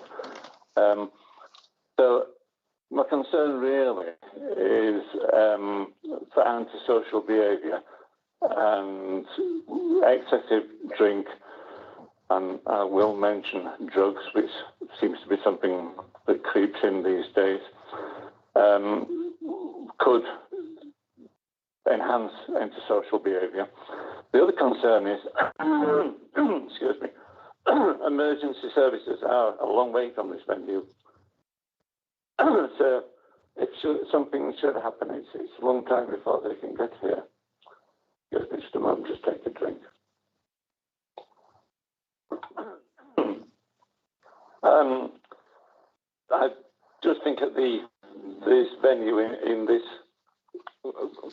place it's the wrong place really, and would be better in a town or city where there isn't noise nuisance to local residents. Noise nuisance is our main concern, that's for sure. And obviously, time will tell whether Mr. and Mrs. Smith are as good as their words. And other than that, thank you very much for your time. Thank you. So, do my colleagues have any questions? Councillor Allison? Sorry, I just missed the bit when you said how far your property was away from the venue. It just clicked out. Could you just repeat how far away your property is? 800 metres. 800 metres. And what is We're between directly to the other side of it. And what is between your property and the venue? Is it open space? Is it woodland? Nothing at all. Nothing at all. They're on one. Excuse me, that's correct. They're on one side of the valley, we're on the other. So there's a direct line of sight. Yeah, thank you. Plus the prevailing wind, sadly, is from them to us, and that actually makes quite a lot of difference with regard to sound. Thank you. I have a question actually. So, Mr. Claxton, I understand there was a wedding event on Saturday. Were you affected by that? Were you aware of that? No, I wasn't actually here, so I don't know what happened at that time. Sorry, you weren't affected. Were you affected by it? Sorry, no, I wasn't here. I wasn't at home. Okay. All so right. I don't know. Okay, Councillor Greg, do you have any questions? No, Chair, I have no questions. Thank you. We'll move to the applicant. Do you have any questions of Mr. Claxton? Yeah, can I just say, sorry to interrupt, Mr. Gregson appears to have left the call. No, we don't have. Yeah, so I did see the note. So Mr. Gregston, is he having problems with connection? He's actually left the meeting. I don't know if he'll dial back in, but I think Mr. and Mrs. Smith, I think you're able to kind of deal with things anyway on your own. So do you have any questions of Mr. Claxton? No, I don't think so, no. No, okay. So we'll move on to the next objector then. So we have Miss Wheelhouse. Would you like to make representations? Hello. Yes, well, the things I said before about the wildlife and woodland, I think are very relevant, particularly the wildlife. Can't do anything about the woodland now, it's too late. But the noise, very peaceful everywhere. We live further down the valley, but even so, it's like a big party, a big disco, which is what it is, isn't it? With all the noise that you associate with that. And it was very peaceful. We've lived here about 30 years, and it's a very peaceful rural area, or was, but not with this. And I do think this is more suited to somewhere in the middle of town rather than in the middle of a quiet area, because the environmental people might come with the machines, I don't know, but especially in a quiet evening, sound travels very far and it is very intrusive. And the other thing, if the music is turned off at 11:15, why are they looking to extend the license to midnight for music and then 12:30, for the venue to close, when Mrs. Smith says that everybody wants to go home at midnight, they've all worked hard, which I'm so I can't see that. I can't see that it is going to be turned off at 11:15 if they're applying for the extra hour. But it is mainly the noise and the problems with the wildlife, because you're not encouraging wildlife with the flashing lights, the big lights, and the noise. And 85 decibels is a lot, and it does travel. So yeah, I don't think it's a good venue. I think it's more suited to Morningstown or somewhere you know, where people aren't living, and it's going to be upsetting them. Okay, so we'll move to questions then. So I have a question. So you've heard the applicant and the council talk about temporary events notices, that events have actually happened, wedding events have happened. For example, one happened on Saturday. Have you been affected by these in the past? Have you been affected by noise nuisance? Yes, yeah, because it's as if somebody's got a big party going on, which they have, and yeah, you can ignore it to a certain extent, but when it goes on late and midnight's late, then no, because at night especially, travels more than during the day, and it really does. It is very intrusive. You can be inside watching television. What's that noise? And then you look out, and that's what it is. You know, so it's very intrusive. So I'm asking about from your personal experience. So you've been affected by when wedding events have been put on. Is that what you're saying? Yes. So, for example, Saturday, there was an event on Saturday. Were you affected on Saturday? Well, funnily enough, I wasn't around on Saturday either, so I don't know about that particular one. And I know I take notice of this, it's just, oh gosh, that's it again.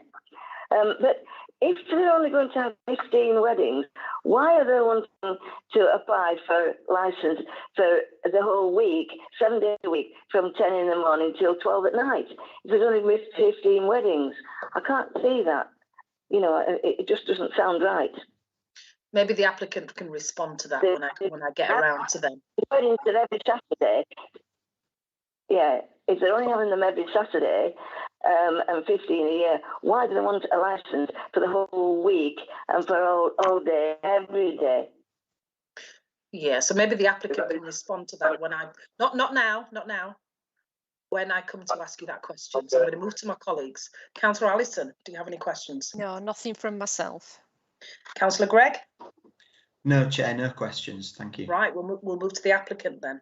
Do you have any questions or any comments of what's been said? Yeah, just a couple of things.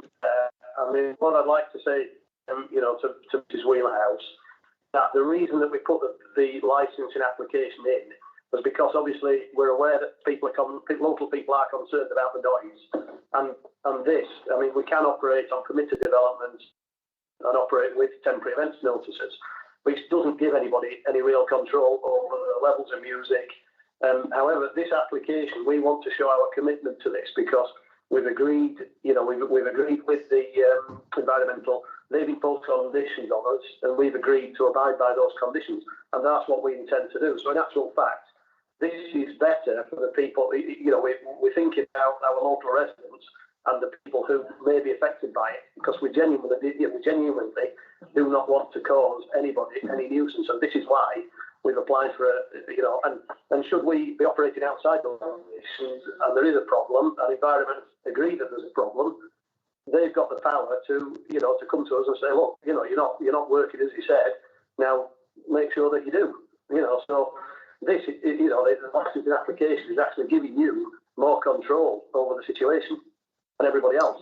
So that's why we've done it, really, just to give everybody peace of mind, you know, that we are, you know, we genuinely don't want to upset, you know, people's quality of life. Okay, so let's move to Miss Voice then. So would you like to make representations? Can I come back on that? Can I come back on that, please? Well no, because you've had your opportunity. You've had your opportunity to comment. No, to answer what Mr. Smith said. Okay. To answer what Mr. Smith said. Okay, go on then. Right. Well, I can see that that's what he's thinking now. But the point is, once he gets the license, then the license is for 7 days a week, all day. So what's to stop him doing it every day? There's nothing to stop him. So we can have that noise all the time till midnight every day, really. So, you know, it's all right saying it now, but once the license is granted, it's carte blanche. 24 hours a day, well, no, 10 till midnight, every day, 7 days a week, you know, and that's what will happen. because 15 weddings a year won't be sufficient. Sorry, Okay, thank you. No, please don't respond to it. We need to move on. So, Miss Boyce, would you like to make representations, please?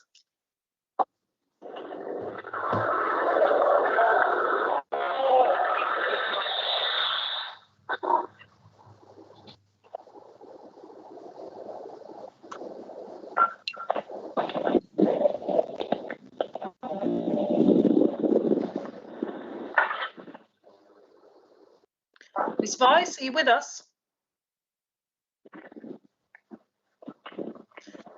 Okay, I'm going to move on to Mr. Musgrove. Hello, can you hear me? Yeah, we can hear you, Miss Boyce. Yes. Would you like to make representations? Sorry. Yes. What I was saying was, we don't live in the immediate vicinity. We live beyond the village of Whistler, which is about 2 miles away. So we're about 2.5 miles away.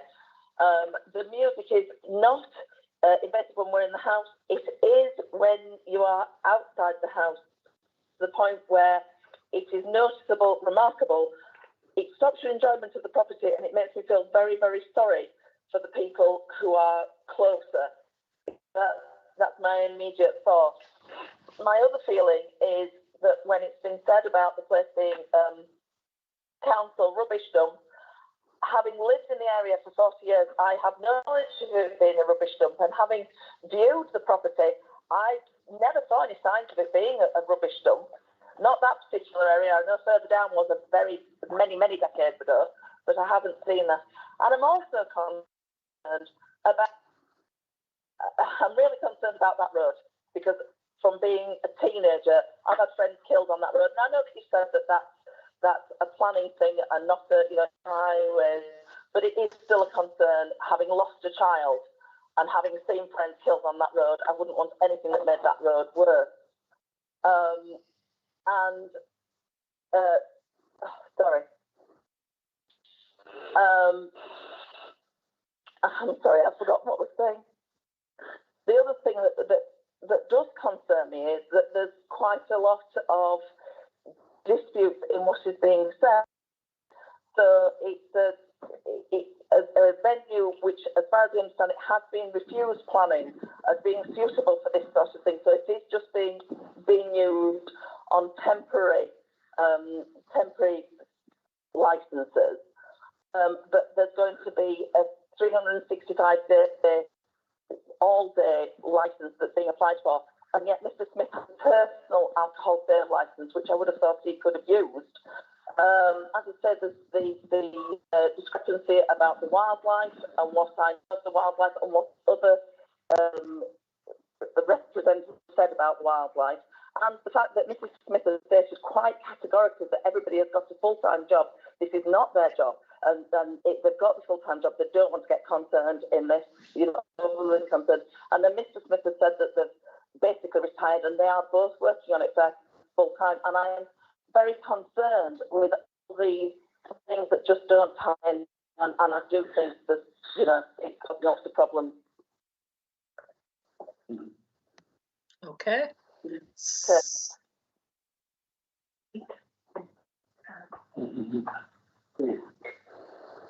Have you finished your submissions?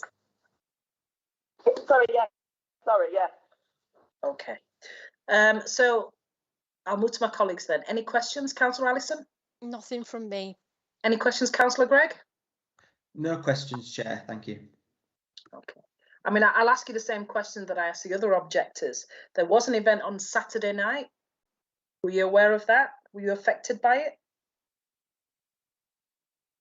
As I say, with the distance that we are quite a considerable distance away. It is only when we are outside the property, and the state of the weather on Saturday, I wasn't outside on Saturday. Saturday I was away during the day, and during the evening, I was inside. So no, I wasn't in the areas where I would hear it. Okay, I'm grateful for that. Okay, then, so let's move on to Mr. Muscroft, who acts on behalf of petitioners.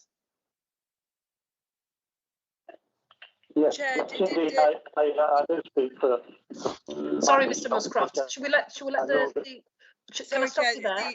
The applicant didn't. Have they asked all the questions they have? I don't think the applicant has asked questions. Sorry to interrupt. I apologise. My mistake. Sorry. So, do the applicants have any questions for Miss Voice? I apologise for that. No, I don't think we do. No. No questions. Okay, thank you. Apologies, Mr. Muscroft. You can make your representation. Not a problem. Yes, I do speak as well as for the people who are on the. And I'd like to echo what has been said by the people already. First of all, this is an area of greenbelt outlined on the Kirklees local plan. Greenbelts are there for a specific reason. They are to prevent unwarranted industry of any kind having taken place in areas that should be protected. This area used to be particularly a wildlife habitat. I can often remember, you never see that now. All that grew up has been removed effectively as an environment for wildlife. This woodland has been sterilised. But we'll not go too far into that. It has already been wrecked and it ought to be put back to Greenbelt.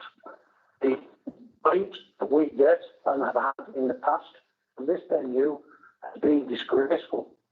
I've lived in this area for 20 years and I live within 800 metres of this venue.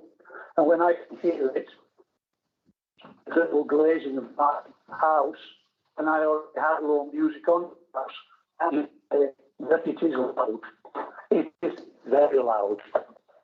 And so, that's just as an aside. As far as Saturday night went, yes, we knew pretty well it was an event on Saturday night because the lights were on, streaming through the woodland from midday or thereabouts and continued on into the early hours. There was some lightning that the petitioners who I'm talking for reported hearing shouting at 11:15 p.m. from the venue. And when I went to have a look at 11:45 p.m., traffic was still there. A taxi was trying to get in the gateway and was blocking the gateway. So if any other taxi had come in behind, they would have had to stop on Lyra Lane, causing a hazard. And there would have been a queue on the road. And that parties, other parties, other weddings. I'm really struggling to hear you, Mr. Muscroft. I can see my colleague shaking her head. I think she's having this. Councillor Gregg, are you struggling as well? Yes. Yeah, we're really struggling, but we'll keep going. We'll keep going and see how we get on. Sorry, what did you not hear? You talked about shouting from the venue, taxis blocking the entrance, I think. That's right.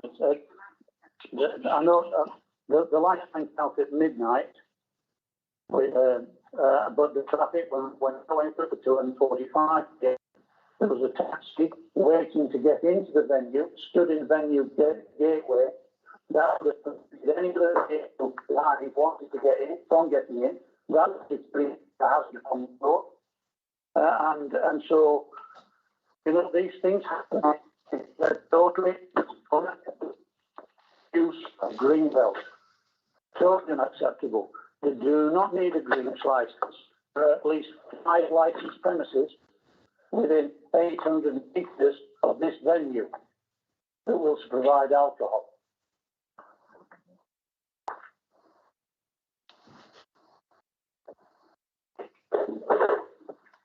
Have you finished?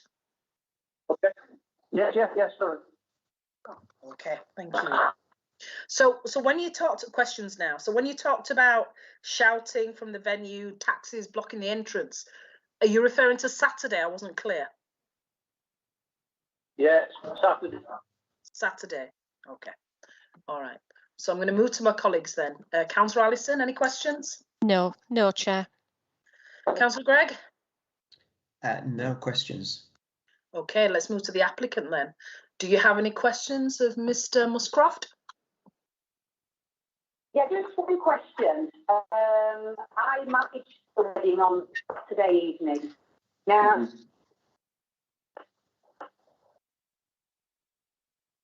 We've lost you. We've lost you, Mrs. Smith. Really struggling at the moment.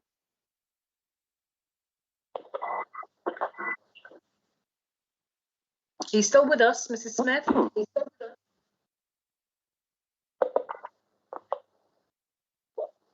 Hello?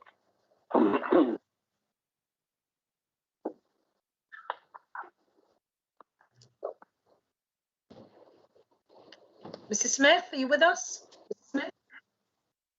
She's just left the call. I'm just going to try to add her back. Okay, thank you. We're doing quite well up until this point, and it just seems as though it's broken down. The signal's just awful. Yeah. Technology's given up on us now. I think it's saying we need to go back into the town hall to do these. Indeed.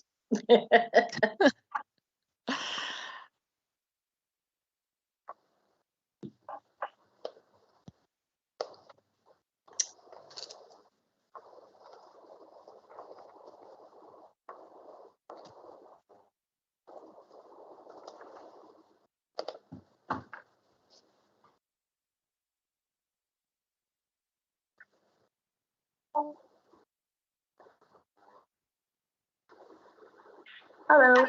Hello, that's better. You're much clearer now. Sorry about that. It's fine. So you're responding to Mr. Muscroft's representations? Yeah. Okay. So just to you, Mr. Muscroft, I was down at the wedding on Saturday, and it was a COVID wedding. So there was no dancing because obviously it's not allowed. Now, between the hours of 7:30 and I would say 10 o'clock, we had about 15 guests down there, and they were all sat watching the England football game. I just find it difficult to understand where the music was disturbing. And also, with regards to taxis, I was actually in the car park from 11:45 to 12 o'clock, where there were 4 guests, and the last taxi was brought into the venue, and I brought the taxi into the venue myself. So, like I said, I just find it hard to believe that, A, you could hear people and music, and B, you are sort of insinuating that there was still taxis blocking the gateway, when in actual fact that isn't correct. As a matter of fact, is correct. Clarify that, Mr. Muscroft. That's no more questions. Okay, Mr. Muscroft, would you like to respond? Yes, I need to go back on that. Yes. Come back on it if I may. Okay. Yes.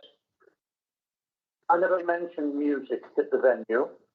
I mentioned about somebody reporting hearing shouting. One of the people in the neighbourhood hearing shouting at 11:15 p.m.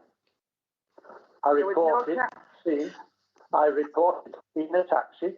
It was grey in colour. It was one of those sort of boxy type taxis, and it was parked in the gateway, preventing others coming in or out. Now, admittedly, there's nothing wrong with my eyesight. Can I just ask a question there, just for clarity? So, Mr. Muscroft, is this something that you've seen yourself personally, or is this from one of the petitioners that you're representing? No, the taxi I saw personally. The taxi I saw personally. And at the time was 11:40.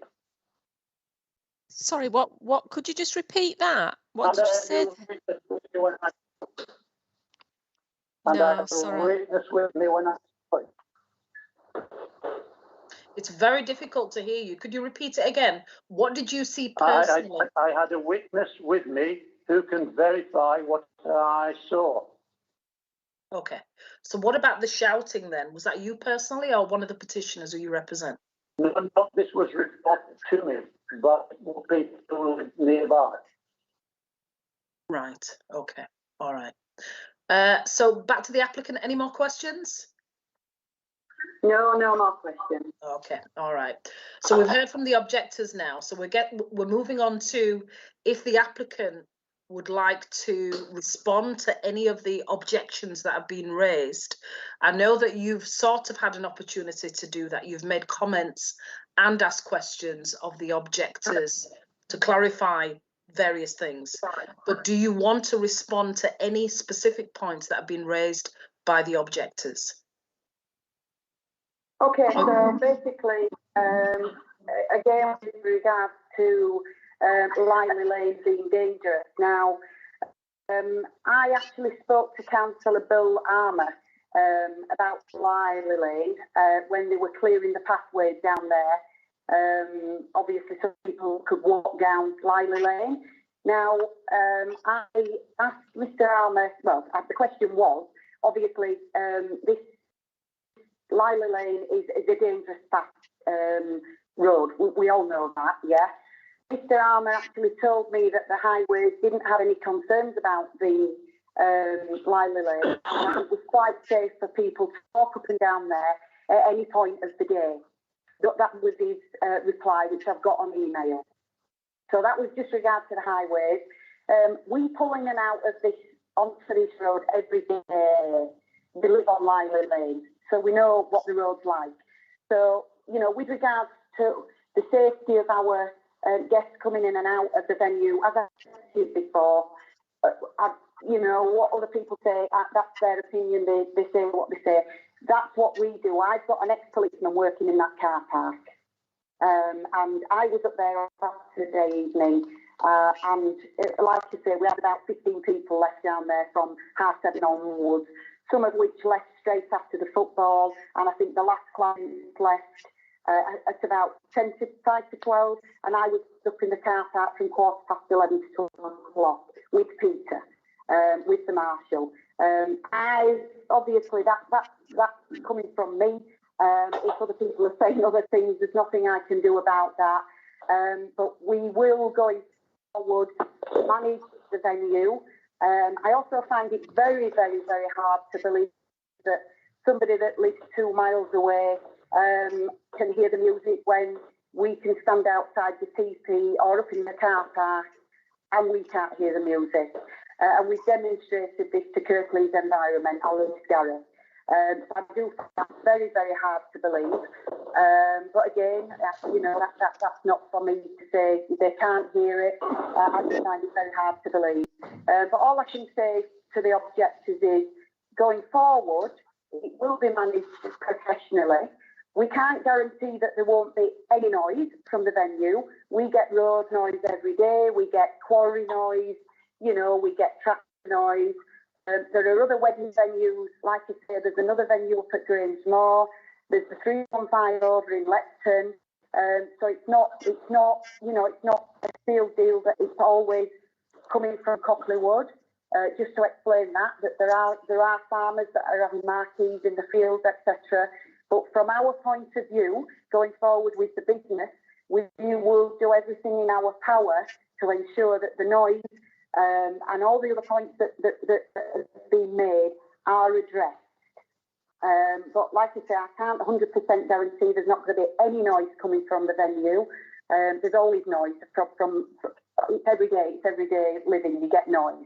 But we will do our best to obviously to cap it and to maintain it and to ensure it runs in a professional manner. And we're not out there to upset people. We want the business to be a good, professional business. And, you know, obviously we want people around us to be happy. We don't want people to be disturbed by music, etc. And that's for me, that's all that I wanted to put across from people. We're not out there to play music while 3 and 4 o'clock in the morning. That's not what it's about. We want to let people share the woodland. We haven't chopped lots of trees down like people think. And that's my point. Put you back on to Stephen, because I think he's got 2 points as well. Just bear with me. Yeah, I'd just like to say, for those concerned about the environmental wildlife stuff, we have had a professionally done woodland management plan for the woodland, and there is quite an element of work that needs doing to the woodland to bring it back to how it should be, and we've started that process now. I'd just like to point out, from the start, that the only trees that have been taken down were trees that the whole site at the bottom end of the woodland, where the car park is, and where we turned into a wedding venue. It wasn't a rubbish tip site. It was a council highways tip site up until about 1983, something like that. But the whole area where the car park is now, and right down into the wedding venue, was historic hard standing. And the trees, some of the trees that were replanted in there were planted straight on top of this hard standing.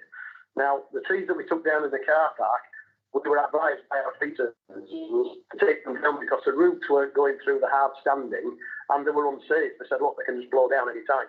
Now, when we took those trees down, there wasn't a TPO on the property.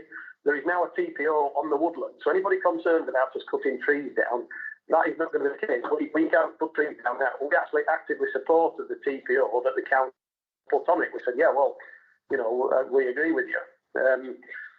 As far as wildlife is concerned, I personally put over 50 bird boxes into that woodland, and all of which we use through this nesting period. We put bat boxes into the woodland.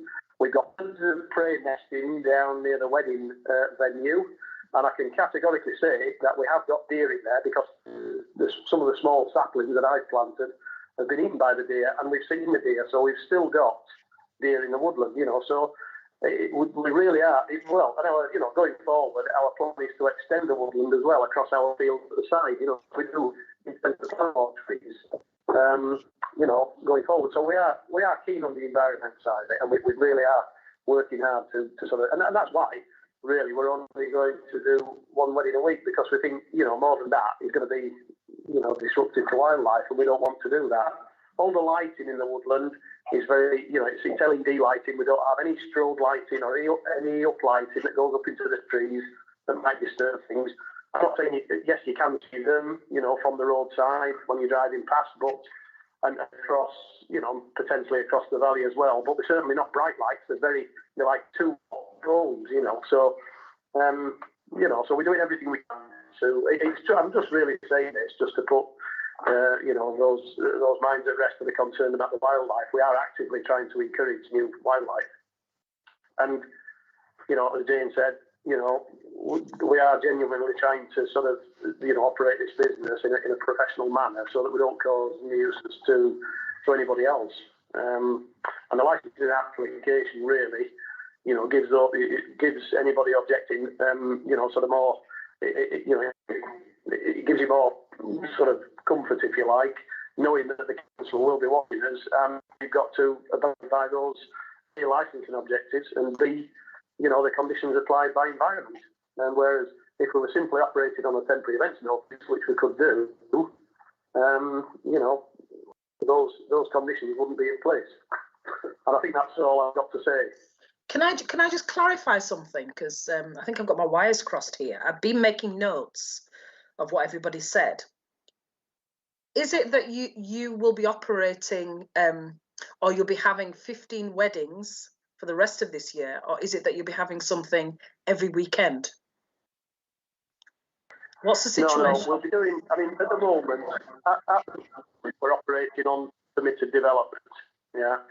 So we can do a maximum of 15 weddings really, because we're operating on permitted development. We've got to, I've got to say this year, because of the COVID, what the government have done is they've doubled the 28 days of permitted development. They've doubled it to 56 days. Yeah. So, but generally speaking, our plan going forward is to not do more than 15 weddings. And the reason for the application really is to give the council the power, the power of the conditions over us, really, that we've agreed to.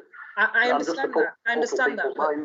I understand that. But what I'm trying to reconcile is you say 15 a year, but every so often you indicate that you'll be having them every Saturday. I just want to understand the position. Is it going to be every Saturday? So I'm not necessarily talking about this year. Can I stop you there? I'm not just talking about this year. I'm talking about going forward. Next year, the year after. Is it every Saturday you'll be having these events? The intention to have them every Saturday, or will you be having 15? No, at the moment, obviously, at the moment, we got to work on permitted development, and we can only have a certain number of weddings on that permitted development, which is a maximum of around 15. Yeah. Can I ask what your intentions are? The business model is based. What is your intentions for the future? Sorry? What are your intentions for the future? Our intentions for the future are to do weddings simply, no more than a wedding a week in the wedding season, and just make sure that they run properly, so that we're not causing a nuisance to local residents. Because that was one of the very early questions. Yeah, so that was one of the very early questions. That was one of the very early questions that I asked you from the outset. What is your intention for the future? Will it be every week, or will it be 15 a year? So it looks like it could be every Saturday. Is that correct? No, it won't be every Saturday. No, it'll be 15 weddings a year. Because we've got to operate under the rules of permitted development. Okay, all right. So does that answer your question? Not really, because when you've made submissions, you've talked about every Saturday.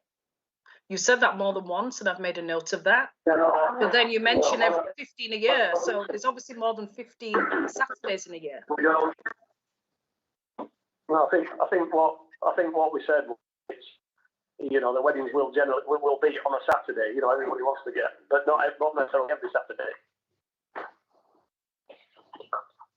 Okay, thank you. Right, okay, so we're bringing the meeting here to a close in terms of representations. So can I ask each of the parties then to sum up, or just give a brief closing comment, bearing in mind what we've heard today? So I'm going to start then with the licensing officer. Would you like to sum up or make any closing comments? Yeah, thank you. I suppose from our point of view, whatever conditions or whatever you want to put on the license, if the license was granted today, they could not exceed what planning restrictions are put on. So if they remain on permitted development forever, they will never be able to exceed the amount of weddings. So I'm wondering whether when Mr. Smith talked about every weekend over the summer months, I'm wondering if he's thinking he'd have 15 consecutive weekends, because that would be his 15. I'm just summarising there. I don't know for definite, but regardless of whether this licence is granted for what they've applied, they could not use it if planning or permitted development, because that would supersede the licence. Thank you. Thank you. Okay, so we'll move on to the applicant then. Would you like to sum up or give any closing comments?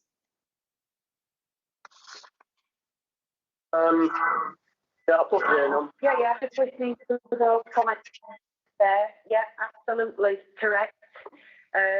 We can do no more than 15 weddings a year under PD, which, to be honest with you, we're probably going to do less than that. Won't be every Saturday, it will be on a Saturday. I think that's what the confusion is there. So there won't be any weekly weddings. And also they won't be every Saturday, because obviously we may get one in May, we may get two in June, it may spread out. We finish sort of in October time, end of September, October, so they're not going to go on any further from there. But yeah, as it stands, we work under PD and we are not allowed to do any more than 15. Just to clear that up really, because I think there was a little bit of confusion there. But and only on a Saturday. We don't intend to think through the week. And that's it really. That's what we sort of got to add. Okay, lovely. So Mr. Claxton, would you like to sum up or give any closing comments?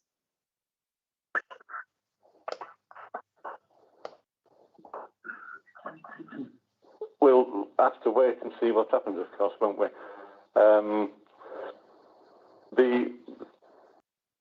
main concern really is the lateness, and maybe some restriction can be made with regards to the time.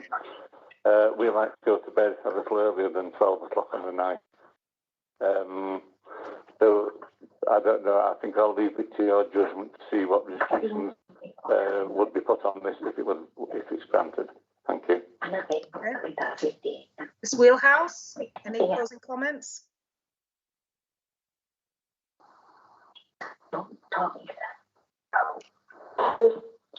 I think the gentleman said we'll have to wait and see, but Mr. Smith has said several times when in a week. So I think that if they get this planning for, or rather licensing thing, they will be thinking that they can persuade the council to give planning permission for more weddings. Called is not available. Okay, thank you.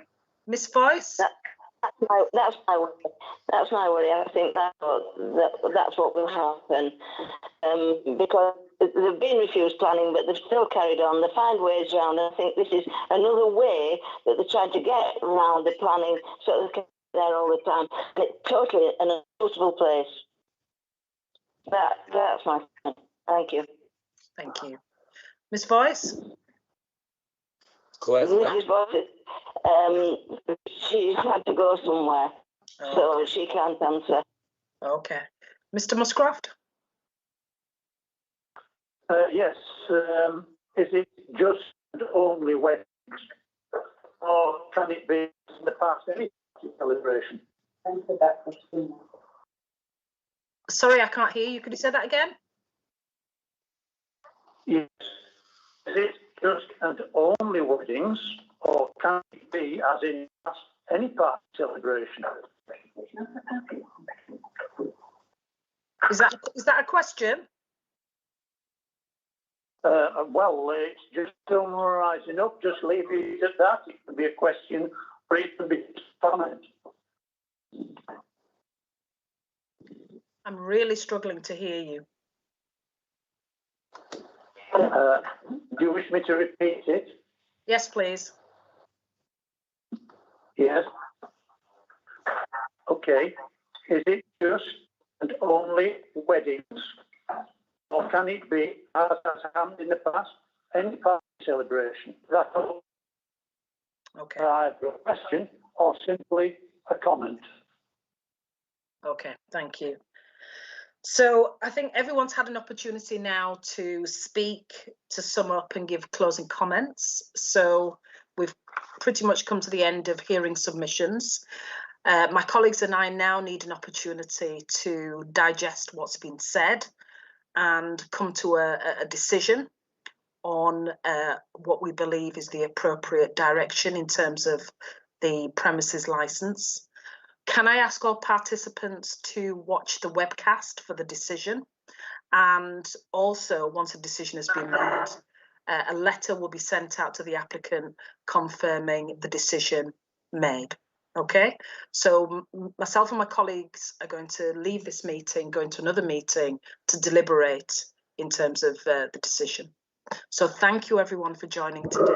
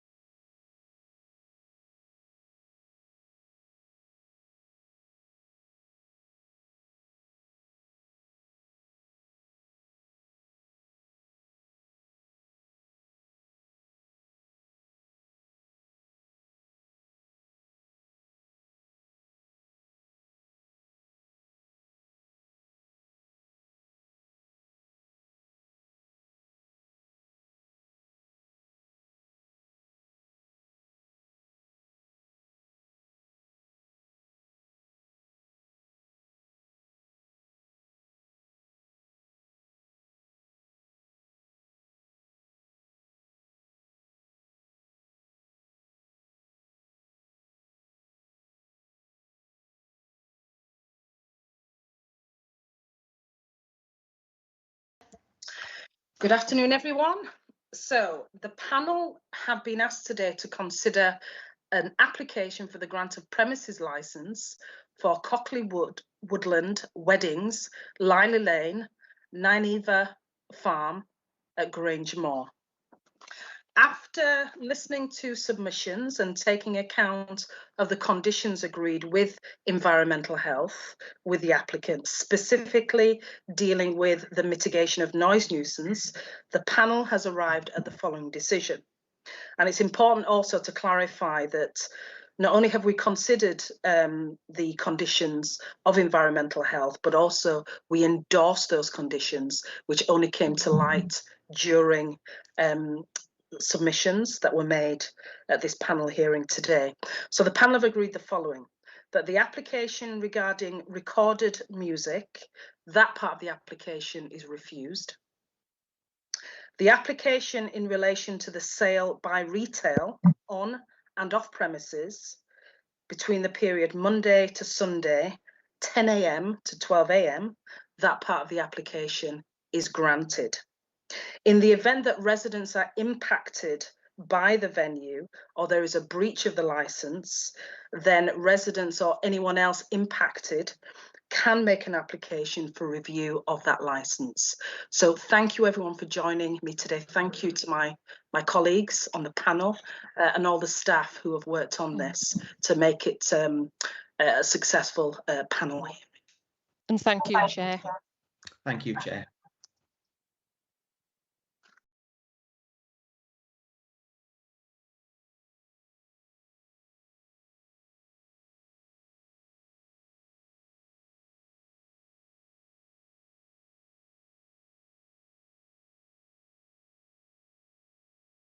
Health to be added to the license also. So just to clarify that needs to be added to the license.